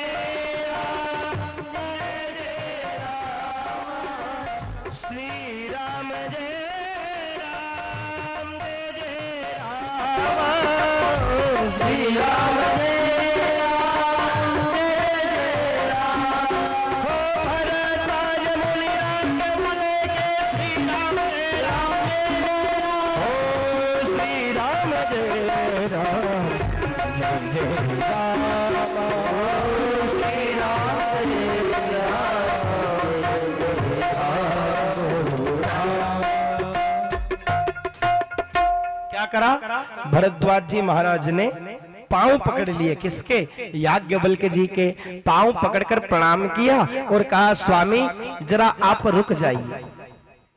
याज्ञवल्क्य जी रुक गए। अब देखो कथा कितना अच्छा मोड़ लेती है, समझना। अभी तक जो कथा चल रही थी ना वो हम महात्मा की कथा सुन रहे थे, हा? पर अब भगवान कथा मोड़ लेती कथा के, जैसे माइक ने मोड़ लिया। कहते याज्ञवल्क्य जी को बिठाया और बिठाकर श्री याज्ञवल्क्य जी से चरणों में प्रणाम किया और प्रणाम करके निवेदन करा, प्रभु मैं जो आपसे पूछना चाहता हूं उसे पूछते हुए मुझे डर भी लग रहा है। याज्ञवल्क्य बोले भरद्वाज ऋषि क्यों डर रहे हो, क्या बात है पूछो तो सही। कहने लगे डर इसलिए रहा हूं कि कई लोग मुझे अज्ञानी गलत ना समझ ले। क्यों, क्योंकि मैं परशुराम जी का शिष्य हूं और परशुराम जी कौन है उन्हें कौन नहीं जानता भाई, उनके परसे की धार तो पूरी दुनिया में फैली हुई है। कई कल से लोग यूं ना कह दे कि परशुराम का शिष्य भरद्वाज इतना गवार था जो याज्ञवल्क्य जी से ऐसा प्रश्न पूछा। प्रभु मैं आपसे कोई संदेह करके नहीं पूछ रहा हूं या आपसे कोई ईर्ष्याप्रद बात नहीं पूछ रहा हूं, मेरा पूछने का जो कारण है वो आप समझिएगा। याज्ञवल्क्य जी बोले दादा पूछोगे जब तो समझूंगा। अरे पूछो क्या पूछना चाहते हो। याज्ञवल्क्य जी महाराज के कहने पर भरद्वाज जी बोले क्या पूछा मैया, ध्यान देना। हो राम कवन प्रभु, क्या पूछ रहे हैं, हो राम कवन प्रभु पूछहु तो ही, पूछहु तो ही कहीं बुझाए कृपा निधि मोहि। श्री राम जय राम जय जय राम जय जय राम, श्री राम जय राम जय जय राम। क्या पूछा, राम कवन प्रभु पूछहु तो ही। हे प्रभु जी मैं पूछना चाहता हूं राम कौन है। सुनो आप यूं मत पूछ लेना कि मैं आपकी परीक्षा ले रहा हूं। प्रभु मन में संदेह है राम है कौन। एक बार हमसे भी एक ने पूछा क्यों गुरुजी, मैंने कहा क्या, बोले राम कौन है। तो मैंने कहा मैया भैया राम तो परमात्मा है, राम तो जगत है, राम ही सर्वस्व है। तो कहने लगे नहीं नहीं राम चार है। अब हम कहे भाई हमने तो आज तक एक ही सुना, अब तुम चार कहां से ले आए? तो उस मैया ने हमसे कहा सुनो, चार राम कौन कौन से? एक राम दशरथ का बेटा, गुरुजी गिन लो तुम चार है कि नहीं? मैंने कहा सुना, एक राम दशरथ का बेटा, एक राम घट में बैठा, एक राम तो वो जो दशरथ का बेटा। मैंने कहा बोलो है कि नहीं वो राम? मैंने कहा मैया है। एक राम वो घट में बेटा, बोले एक राम वो है जो सबके भीतर बेटा। कितने हो गए? मैंने कहा दो। कहा सुनो, एक राम अवधेश कुमारा, एक राम वो है जो पिता की आज्ञा से जंगल में गया। कैसे? तापस वेश विशेष उदासी, 14 बरस राम वनवासी। अरे तापस वेश विशेष उदासी, 14 बरस राम वनवासी। श्री राम जय राम जय जय राम, श्री राम राम। क्या कहा? एक राम दशरथ का बेटा, एक राम घट में बेटा, एक राम अवधेश कुमारा। कितने हो गए? मैंने कहा 3 हो गए मैया। चौथा का वो भी बता रही हूँ। एक राम अवधेश कुमारा, एक राम कहू जगत पसारा। 4 हो गए। कौन कौन से? एक राम दशरथ जी का, एक राम जो घट में बेटा, एक राम अवधेश कुमारा जो जंगल में गया, और एक राम कहू जगत पसारा जिसको पूरी दुनिया राम राम बचती। हो गए ना 4। मैंने कहा मैया एक बात कहूं? बोले हाँ कहो। मैंने कहा ये 4 नहीं, ये एक ही है। तूने कहा उल्टा। बोले कैसे? तो हमने उसे समझाया कि वही राम दशरथ का बेटा, वही राम घट में बैठा। सुन ले, जो राम दशरथ का बेटा वही राम घट में बेटा, और वही राम अवधेश कुमारा, वही राम जिन जगत पसारा। मैया वो अलग नहीं है। वही राम दशरथ का बेटा, वही राम घट में बेटा, और वही राम अवधेश कुमारा, वही राम जो जगत पसारा। सुन ले मैया, वही राम जी दशरथ के बेटे बने, वही राम जी हम सबके घट में बेटे, और वही राम मात पितु आज्ञा सर धीर, माता पिता की आज्ञा सर धरी और जंगल में गया। और वही राम जिसे हम सब भजते हैं, कोई अलग नहीं, वो एक है। पर कभी कभी संशय हो जाता है, पर संशय करना नहीं चाहिए। आज भरद्वाज जी पूछ रहे प्रभु संशय इस बात का नहीं है, पर मैं जानना चाहता हूं राम जी कौन है, क्या है राम? बड़ी सुंदर बात कही है। और देखो इसी बात पर आज श्री याज्ञवल्क्य जी मुस्का दिए। और क्या कहा? रामचरितमानस में बाबा तुलसी लिखते हैं, जाग बलिक बोले मुस्काई, बोले मुस्काई, तुम्हीं बिन रघुपति प्रभु भाई। राम सिया राम सिया राम सिया राम, राम सिया राम, राम सिया राम सिया राम सिया राम। क्या कहा? याज्ञवल्क्य जी क्या बोले? हे भरद्वाज, मैं जान गया भैया तुम कोई राम को पूछना नहीं चाहते हो, तुम तो योजना बनाकर राम की कथा पूछना चाहते हो। और देखो ऐसा कहते हैं यदि संत के पास बैठो ना, तो संत का एक नियम होता है कि वो किसी न किसी तरह से बात को ऐसी घुमा देते कि बात हरी चर्चा पर। हम आज आकर बैठे महाराज जी के पास, हमें तुरंत बड़ा अच्छा लगा कि हम जैसे आके बैठे बात कहाँ चल रही थी, और हमारे महाराज जी झारखंड वाले ने जो बात को घुमा कर लाए तो उसी बात को मानो शिवजी पर ले गए। यही संतों का समागम होता है। ऐसा संत के पास बैठो तो हर समय मिलता ही मिलता है। कहते ना जगत में जाओगे तो खोना ही खोना है, और संत के पास जाओगे तो सोना ही। वो तुम वो सोने के चक्कर में मत रहना हो, आने वो हीरे जवाहरात वाले सोने के चक्कर में भी मत रहना। नहीं तो महाराज मालूम पड़े कि महाराज जी की कुटिया ही उखाड़ दो, या तो सोना ही सोना है। दुनिया थोड़ी उल्टी हो गई है। हाँ, एक बार क्या हुआ, एक जगह लड़ाई हो गई, तो एक संत गया, उन्होंने कहा क्यों रे, क्यों लड़ रहे हो? तो एक बोले रावण तो राजा था, एक बोले रावण राक्षस था। संत ने कहा तुम रुको, मैं बताता हूं कौन राजा था और कौन राक्षस था। कहा ठीक है बताओ। अब दोनों बैठे, कथा चालू हुई। बेचारे संत ने बढ़िया 8-10 दिन राम जी की पूरी रामायण सुनाई और फिर पूछा क्यों रे बता अब राक्षस कौन था? तो भी दो ही बोलिया कि यही सूझनी पड़ी कि राक्षस राम था कि रावण था। उन्हें महाराज ने कि दादा ना तो राम राक्षस था ना रावण राक्षस था, हूँ राक्षस थो जो थारे कथा सुनाओ बैठेंगे। तो हम तो लड़ो, अरे कहा चक्कर में पड़ गया मैं तुम्हारे।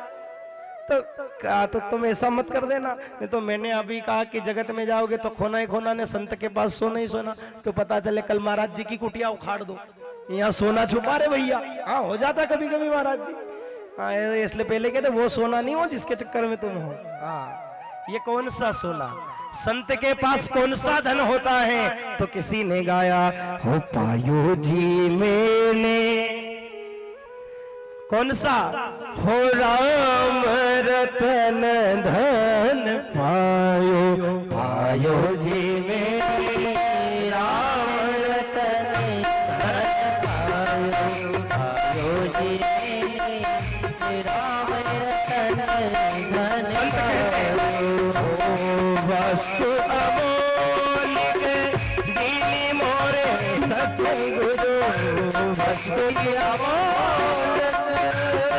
मेरे सतगुरु, वस्तु अमोलिक दी मोरे सतगुरु, वस्तु अमोलिक दी मेरे सतगुरु।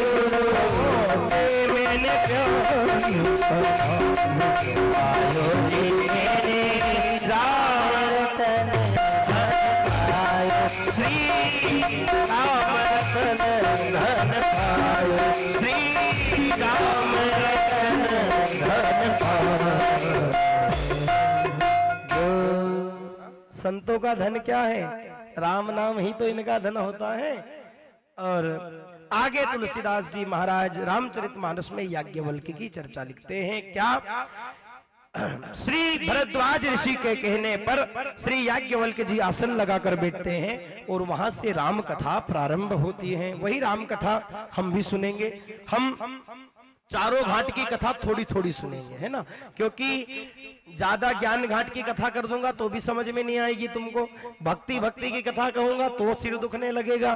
कर्मकांड की कथा बताऊंगा तो रास ना आएगी, और दैन्य घाट की भी, क्योंकि कलयुग में व्यक्ति को ना तो ज्यादा भक्ति चाहिए महाराज जी, हा? ना ज्यादा ज्ञान चाहिए, ना ज्यादा काम चाहिए, है ना। किसी से पूछो क्यों रे क्या फुर्सत में, उन्हें कहा कई काम बताओ, उन्हें कहा बता यार फुर्सत में, और अगर काम बता दो तो फिर यूं कहे यार आंखों नरो बता दो।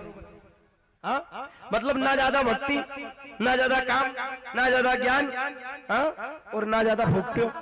बोलो, इसलिए हम चारों कथा को सुनते हुए चलेंगे। चारों में ही बड़ा आनंद है।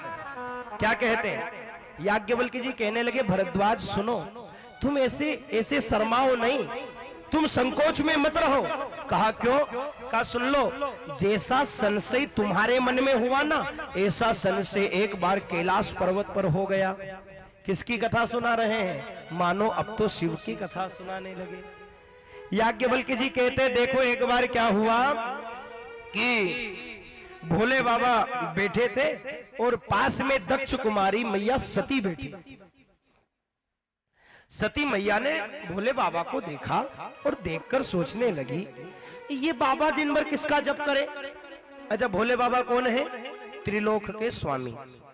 हाँ? कौन है भोले बाबा? त्रिलोक के स्वामी है। तो पूछा कि भोले बाबा को जगाया, कहा बाबा क्या एक बात बताओ, तुमको क्या हुआ? कहा क्यों? कहा तुम दिन भर किसका भजन करो? तो भोले बाबा कहने लगे मैं दिन रात राम को भजता हूँ। तो मैया भी पूछे ये राम कौन है? देखो मति भ्रम तोर मोर में जाना, जब व्यक्ति की मति भ्रमित हो जाती ना तो उसे फिर कुछ समझ में नहीं आता। तो तुरंत सती मैया कौन? जो भगवान शिव की अर्धांगिनी है, वो पूछ रही राम कौन है? भोले बाबा कहे राम राम। मेरी पत्नी को ही नहीं पता राम कौन है, क्या करूं? उनने सोचा यदि मैं बताऊंगा तो ये सुनेगी नहीं, मानेगी नहीं, क्या करूं? का इसे किसी संत के पास ले जाऊं, वो इसे कथा सुनाएगा और फिर इसे पता चल जाएगा राम कौन है। तो इसलिए क्या करा, भोले बाबा ने कहा सुन, तुझे राम को जानना है तो तुझे कथा सुननी पड़ेगी। सती मैया कहे किसकी कथा सुनाओगे? कहा राम की। अब सती तो कहे मुझे तो यही नहीं पता ये राम है कौन, तो उसकी कथा क्यों सुनो? और एक बात कहूं, कथा जिज्ञासु बनकर सुनोगे तो कथा समझ में आएगी, और यदि जिज्ञासु बनकर कथा न सुनी तो कथा समझ में आने वाली। देखो भैया एक बात कहूं, 3 प्रकार के श्रोता होते कथा के पंडाल में। एक होते सोता, हाँ, सोता मतलब जो आए और सुई जाए, वो कैसे? सोता। दूसरे होते सरोता, जो कथा में तो आए पर खाली भी दिन भर यही सोचे कि महाराज कदे गलती करे ने हूं पकड़ू, हाँ, यो होता सरोता। और तीसरा होता श्रोता, जो दुनिया से कोई मतलब नहीं, प्रेम से कथा सुने। अब तुम सोता हो, सरोता हो कि श्रोता हो, ये अपने आप में डिसाइड कर लेना, हम क्यों किसी को गलत कहें। अच्छा महाराज जी एक बात बड़ी अच्छी याद आई, हमारे गुरुदेव भगवान कहते कि कथा के पंडाल में आकर बैठ जाना ये भाग्य की बात होती है, पर हम कहें कि कथा के पंडाल में आकर बैठना भाग्य है, पर पंडाल में खंबे का टेका मिल जाना सौभाग्य है। हाँ, कथा में आने के बाद टेका मिल जाए उसका तो आनंद ही। देखो हमारे बाबूजी को भी मिला, कितने खुश है वो, चकाचक बैठे हैं। बुरा मत मानना हो, ये तो सौभाग्य की बात है भाई। कहते ना जल्दी आओगे तो जल्दी पाओगे। एक बार सभी मिलकर बोलो जरा प्रेम से सीताराम। आवाज नहीं आई, जरा मिलके बोलो। एक काम करें, अपन यहाँ थोड़ा एक कंपटीशन कर लें। हाँ? महाराज जी 2 मिनट, एक बार इन माताओं की आवाज सुनना, फिर बाद में तुम। अभी भैया एक भी मत बोलना, सारी मैया मैया बोलना, प्रेम से कहो सीताराम। थोड़ा जोर से तो बोलो। अब तुम मत बोलना, अब इनकी आवाज सुनना, बोलो सीताराम। आवाज आई तुम्हारे? क्यों नाक कटाव यार, कम से कम हमारी तो इज्जत रखो यार। तब हमारी लाइन का हुई ने बोली ही नहीं रहा। अरे कम से कम इनकी आवाज से तो जोर से आवाज निकालो। एक बार मिलके कहो सीताराम।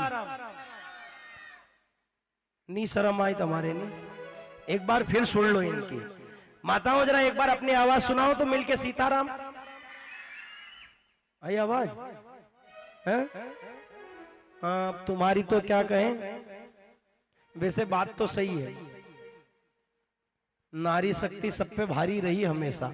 हाँ, इसलिए भैया तुमको भी प्रणाम करे, पर एक बार सभी मिलके जरा प्रेम से कहे साधु जी सीताराम। आगे बड़ी सुंदर कथा कहते हैं, भगवान शिव ने मैया सती का भ्रम दूर करने के लिए विचार करा इसे कथा सुनाऊं पर कहां ले जाऊं। तो कहा कि मैं इसे कुंभज ऋषि के यहाँ लेकर जाता हूँ।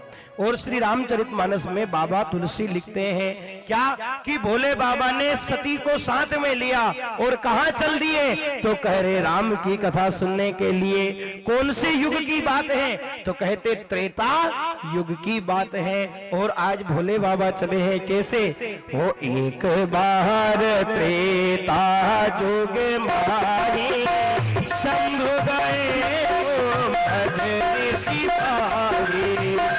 राम हरे राम जय जय राम जय जय राम, श्री राम हरे राम जय जय राम। सुखनी जननी भवानी जननी भवानी पूजवरी अखिलेश्वर जहानी।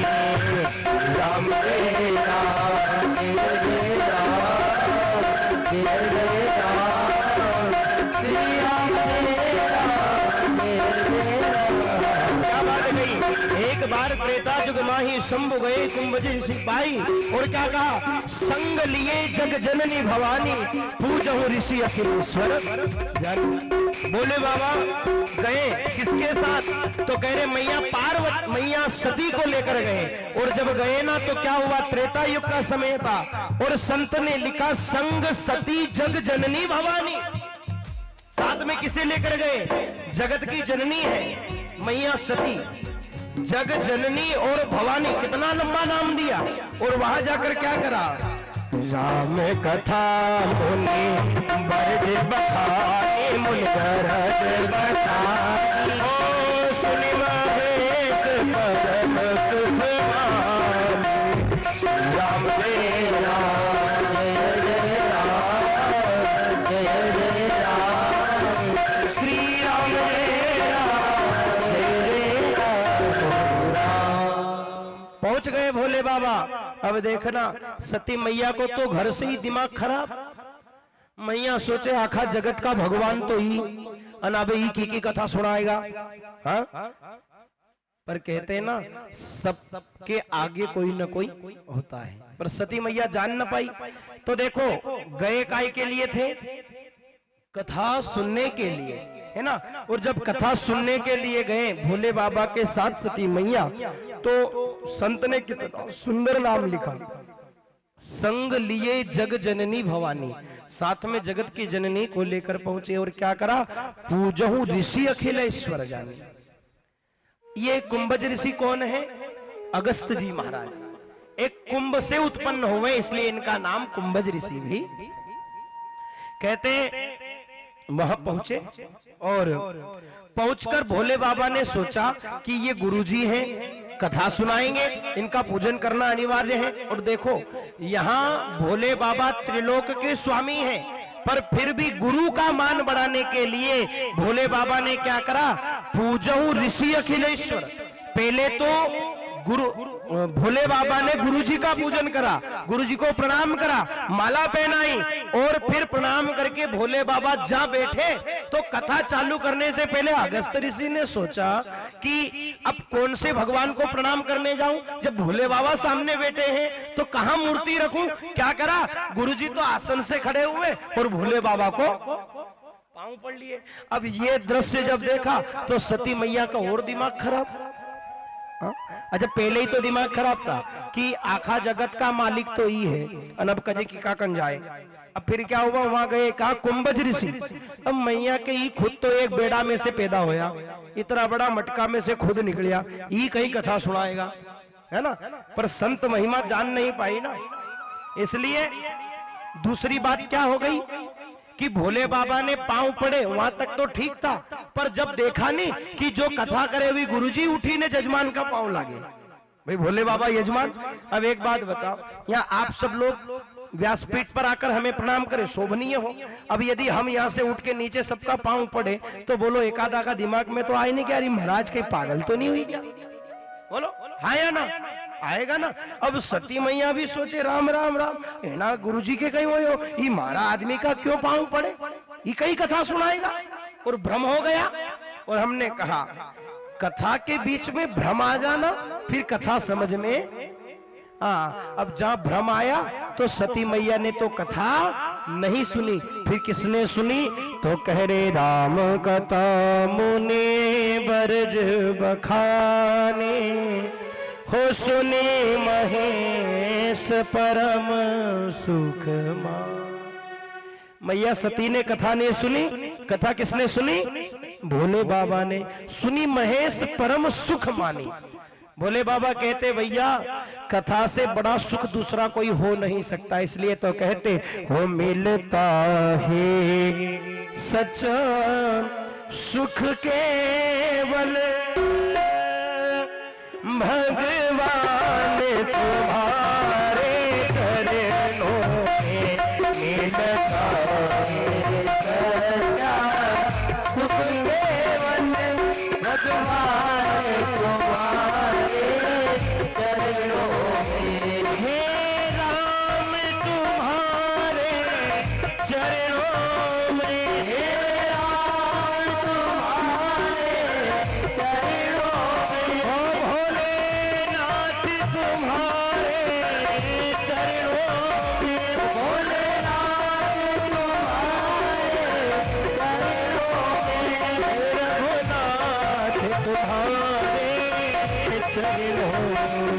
रघुनाथ तुम्हारे मिलता है सच्चा सुख केवल भगवान तुम्हारे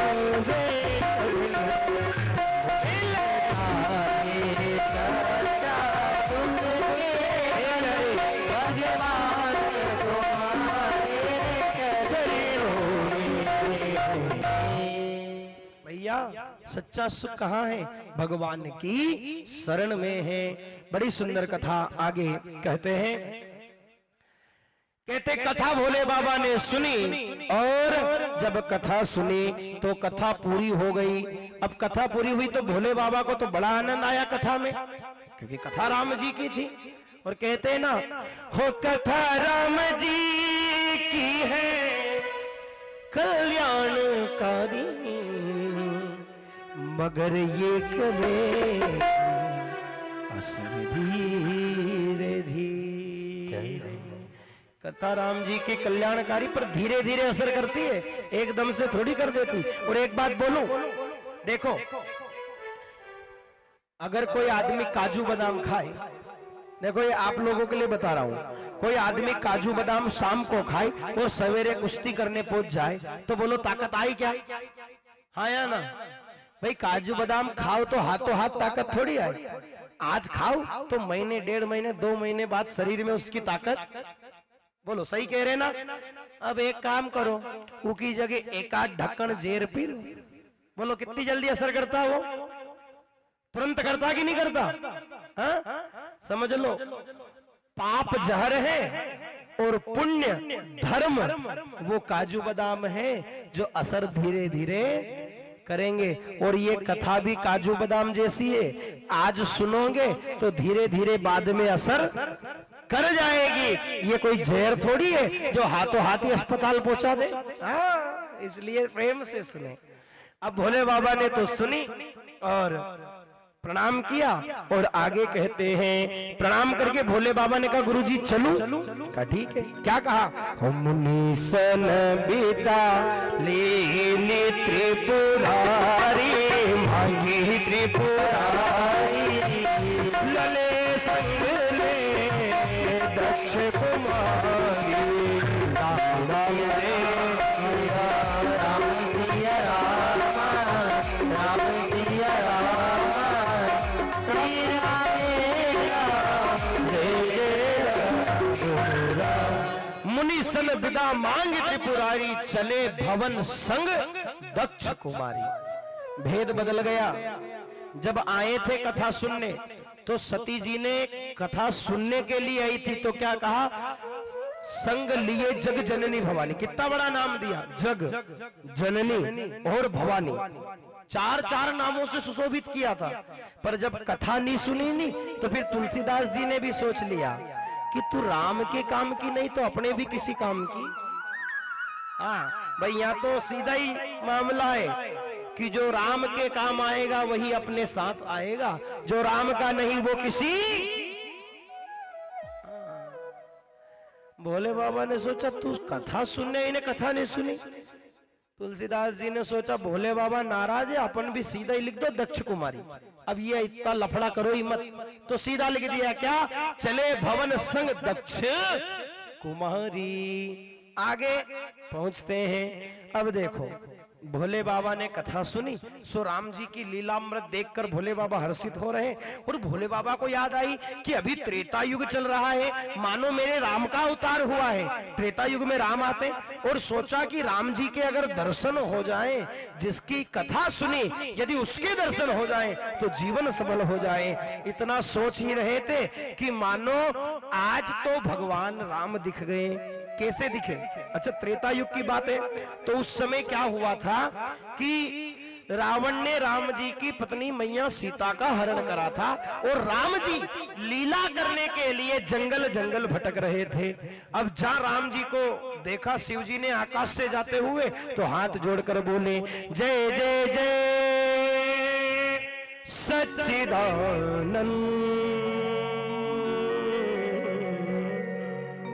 प्रणाम किया। अब सती सोचे इनके कहीं हुए, अब भोले बाबा ने सती साथ में चल रहे थे, अब सती मैया ने देखा नहीं, भोले बाबा ने देख लिया, तो हाथ जोड़ के बोले, हे सच्चिदानंद आपको प्रणाम करता हूं। सती ने टल्ला करा, क्यों की का पांव लागो, यहाँ कौन है? भोले बाबा ने कहा, देख वो मेरे राम जी, इशारा करके नीचे बताया, देख ये मेरे राम है। हम सीता मैया सोचे ही राम है, कहा ये भगवान है, ब्रह्म है, सच्चिदानंद है। सती मैया ने जरा ध्यान लगा के देखा तो राम जी उस समय लीला कर रहे थे। क्या लीला कर रहे थे? आंख में आंसू, लक्ष्मण जी साथ में, और जगह जगह घूम रहे थे और कह रहे थे क्या, हे खग हे मृग अरे मधुकर से तुम देखी सीता मृग सिया राम सिया राम सिया राम राम सिया राम राम सिया राम सिया राम सिया राम। हे खग हे मधुकर सेनी मधुकर सेनी तुम देखी सीता मृग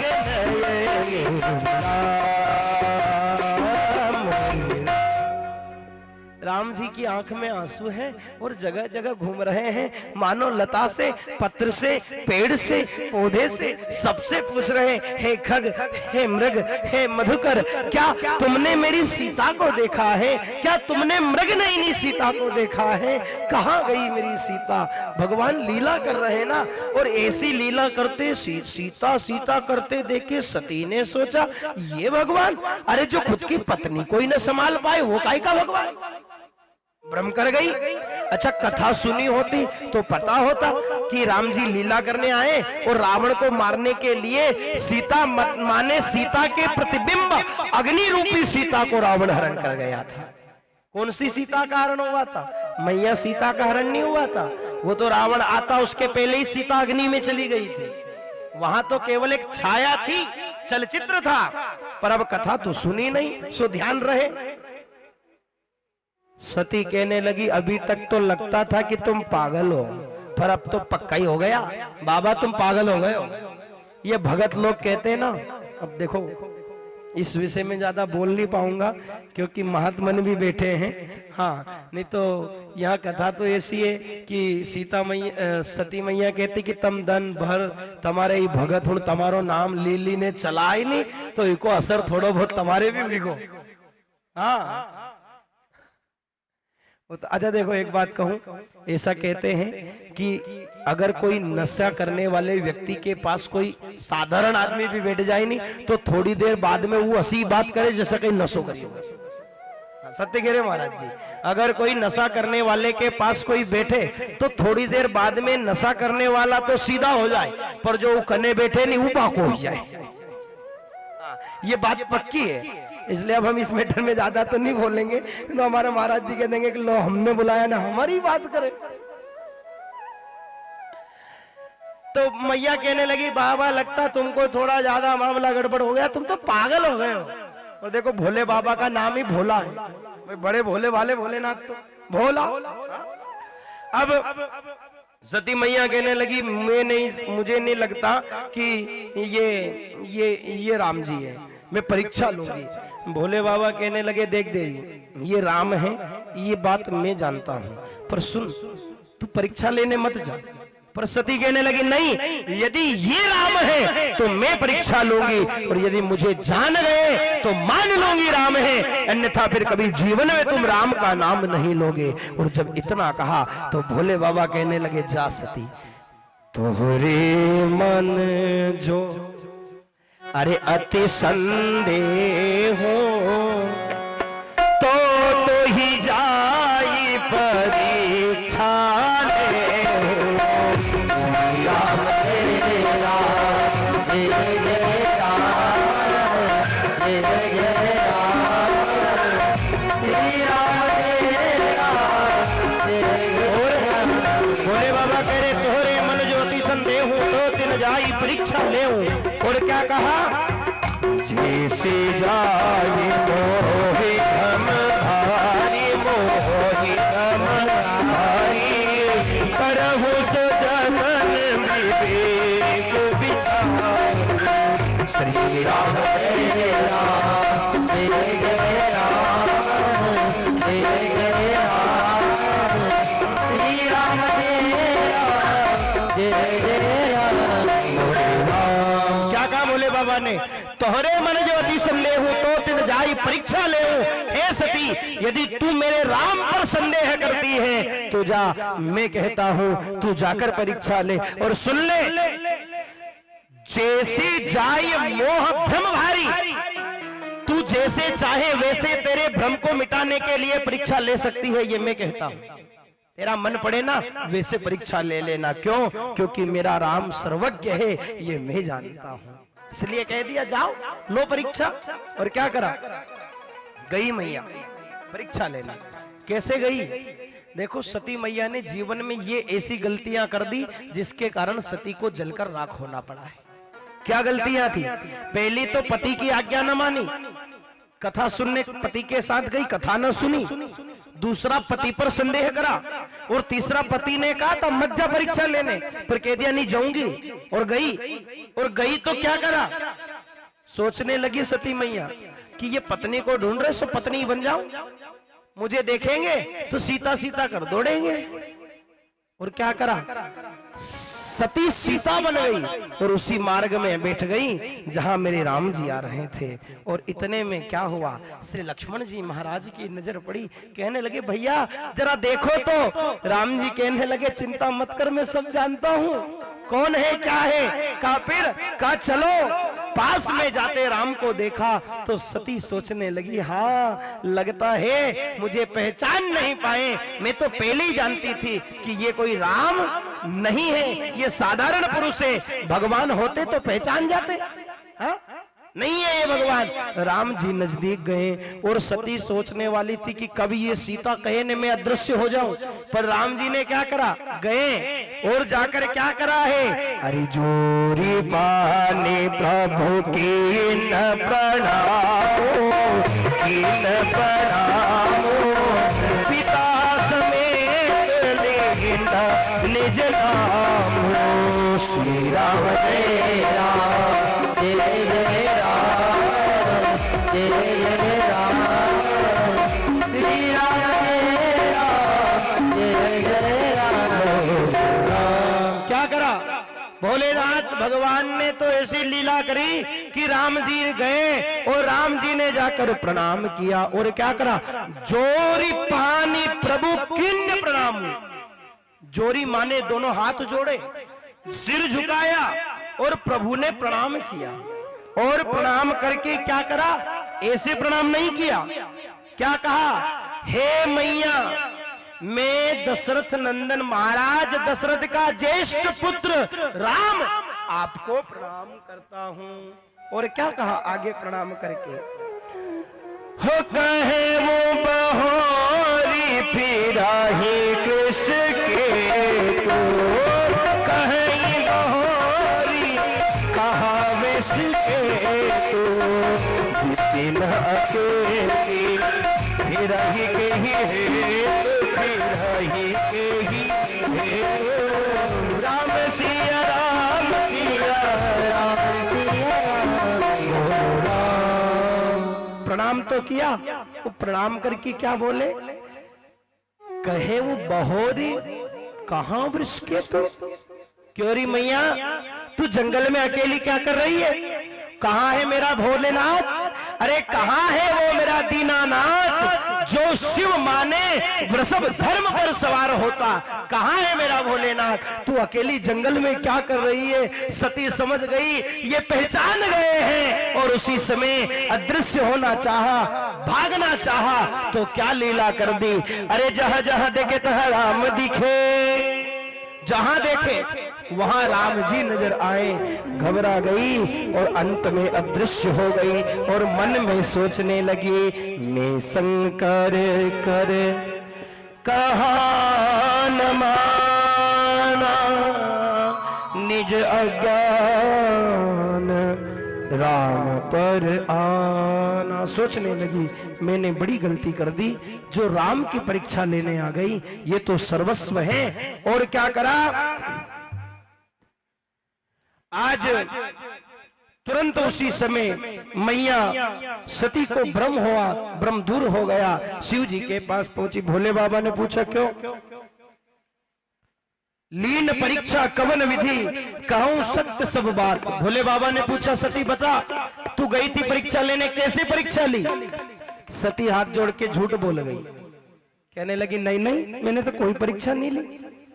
का फिर क्या करा? तो कहने लगी प्रभु तुमने यहां दंडवत किया था, सो मैं वहीं जाके पांव पड़े। अब झूठ बोल गई ना। पर कहते ना कि शिव से कोई छुपा थोड़ी है, वो तो सब जानते हैं। भोले बाबा से कहने लगी कछु न परीक्षा लीन गुस्साई, अरे कीन में प्रणाम तुम्हारी नाई। कोई परीक्षा रिक्षा नहीं ली, तुम्हारे जैसे ही पांव पड़ के मैं तो लौटा ही। भोले बाबा कहने लगे सत्य कर दिया, अगर तू इतनी साची होती तो वहां जाती काहे को? हाँ भाई, अगर तू प्रणाम ही करने वाली होती तो वहां काहे को जाती, यहीं से पढ़ ले। बाबा सब जानते हैं।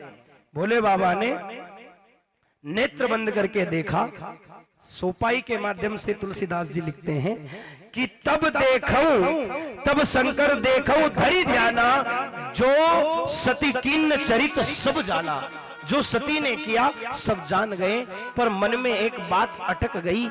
भगवान शिव सोचने लगे सती तू परीक्षा लेने गई थी ना, वहां तक ठीक था, पर तूने एक बहुत बड़ा अपराध कर दिया। वो क्या है? तूने मेरी मां जानकी का रूप धारण कर लिया। सुन, तू जानकी बनी है ना, अब तू कभी मेरे साथ बैठ नहीं सकती, क्योंकि तू मेरी मां के रूप में हो गई। अब मैं तुझे पत्नी कभी नहीं बना सकता। और उसी समय भोले बाबा विचार करने लगे अब मैं क्या करूं, क्या किया जाए? पर उसी समय मन को समझा लिया।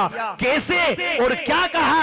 अरे हो ये वही जो राम रचि राखा, श्री राम रचि राखा, को करी दरद बड़ा बहु साधा।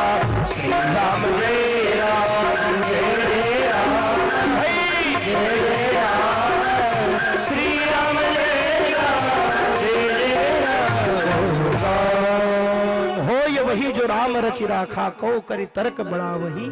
सोच लिया होगा वही जो राम जी चाहेंगे, क्यों मैं तर्क वितर्क करूं। इतने में भोले बाबा पहुंच गए कैलाश पर्वत पर। सती बैठने के लिए आगे बढ़ी। भोले बाबा ने आसन उठाया और पटक दिया, कह दिया सती आज से तू यहाँ नहीं, तू सामने बैठेगी। और उसी समय भोले बाबा ने समाधि लगा ली। सती मैया जान गई कि बाबा सब समझ गए, पर कर क्या सकती थी।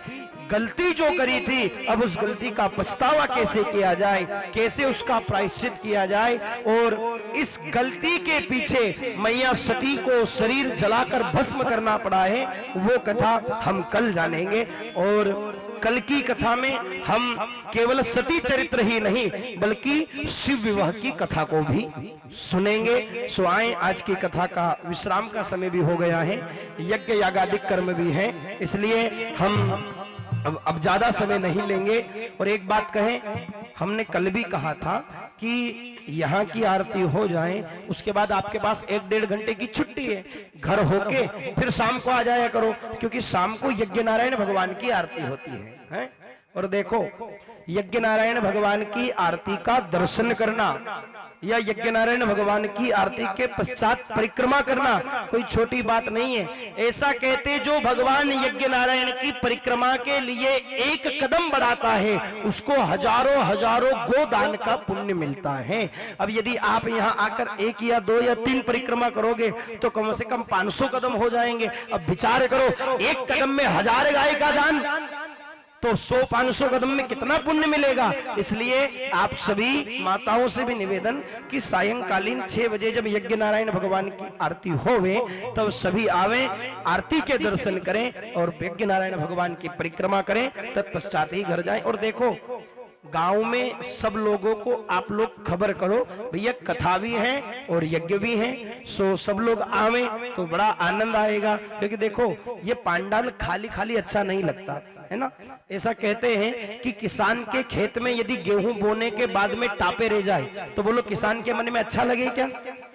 हाँ, अब ये हमारी खेती है, अब अगर इनमें ही टापा टापा दिखे नहीं तो हमारे भी अच्छा लगे। इसलिए निवेदन कि अब थोड़ी तो हमारी बहून ने लाज रखी है, काल जितनी थी उससे ज्यादा तो हो गई है, पर प्रयास करना कि कल से आप और भी माताओं को साथ में लाओ और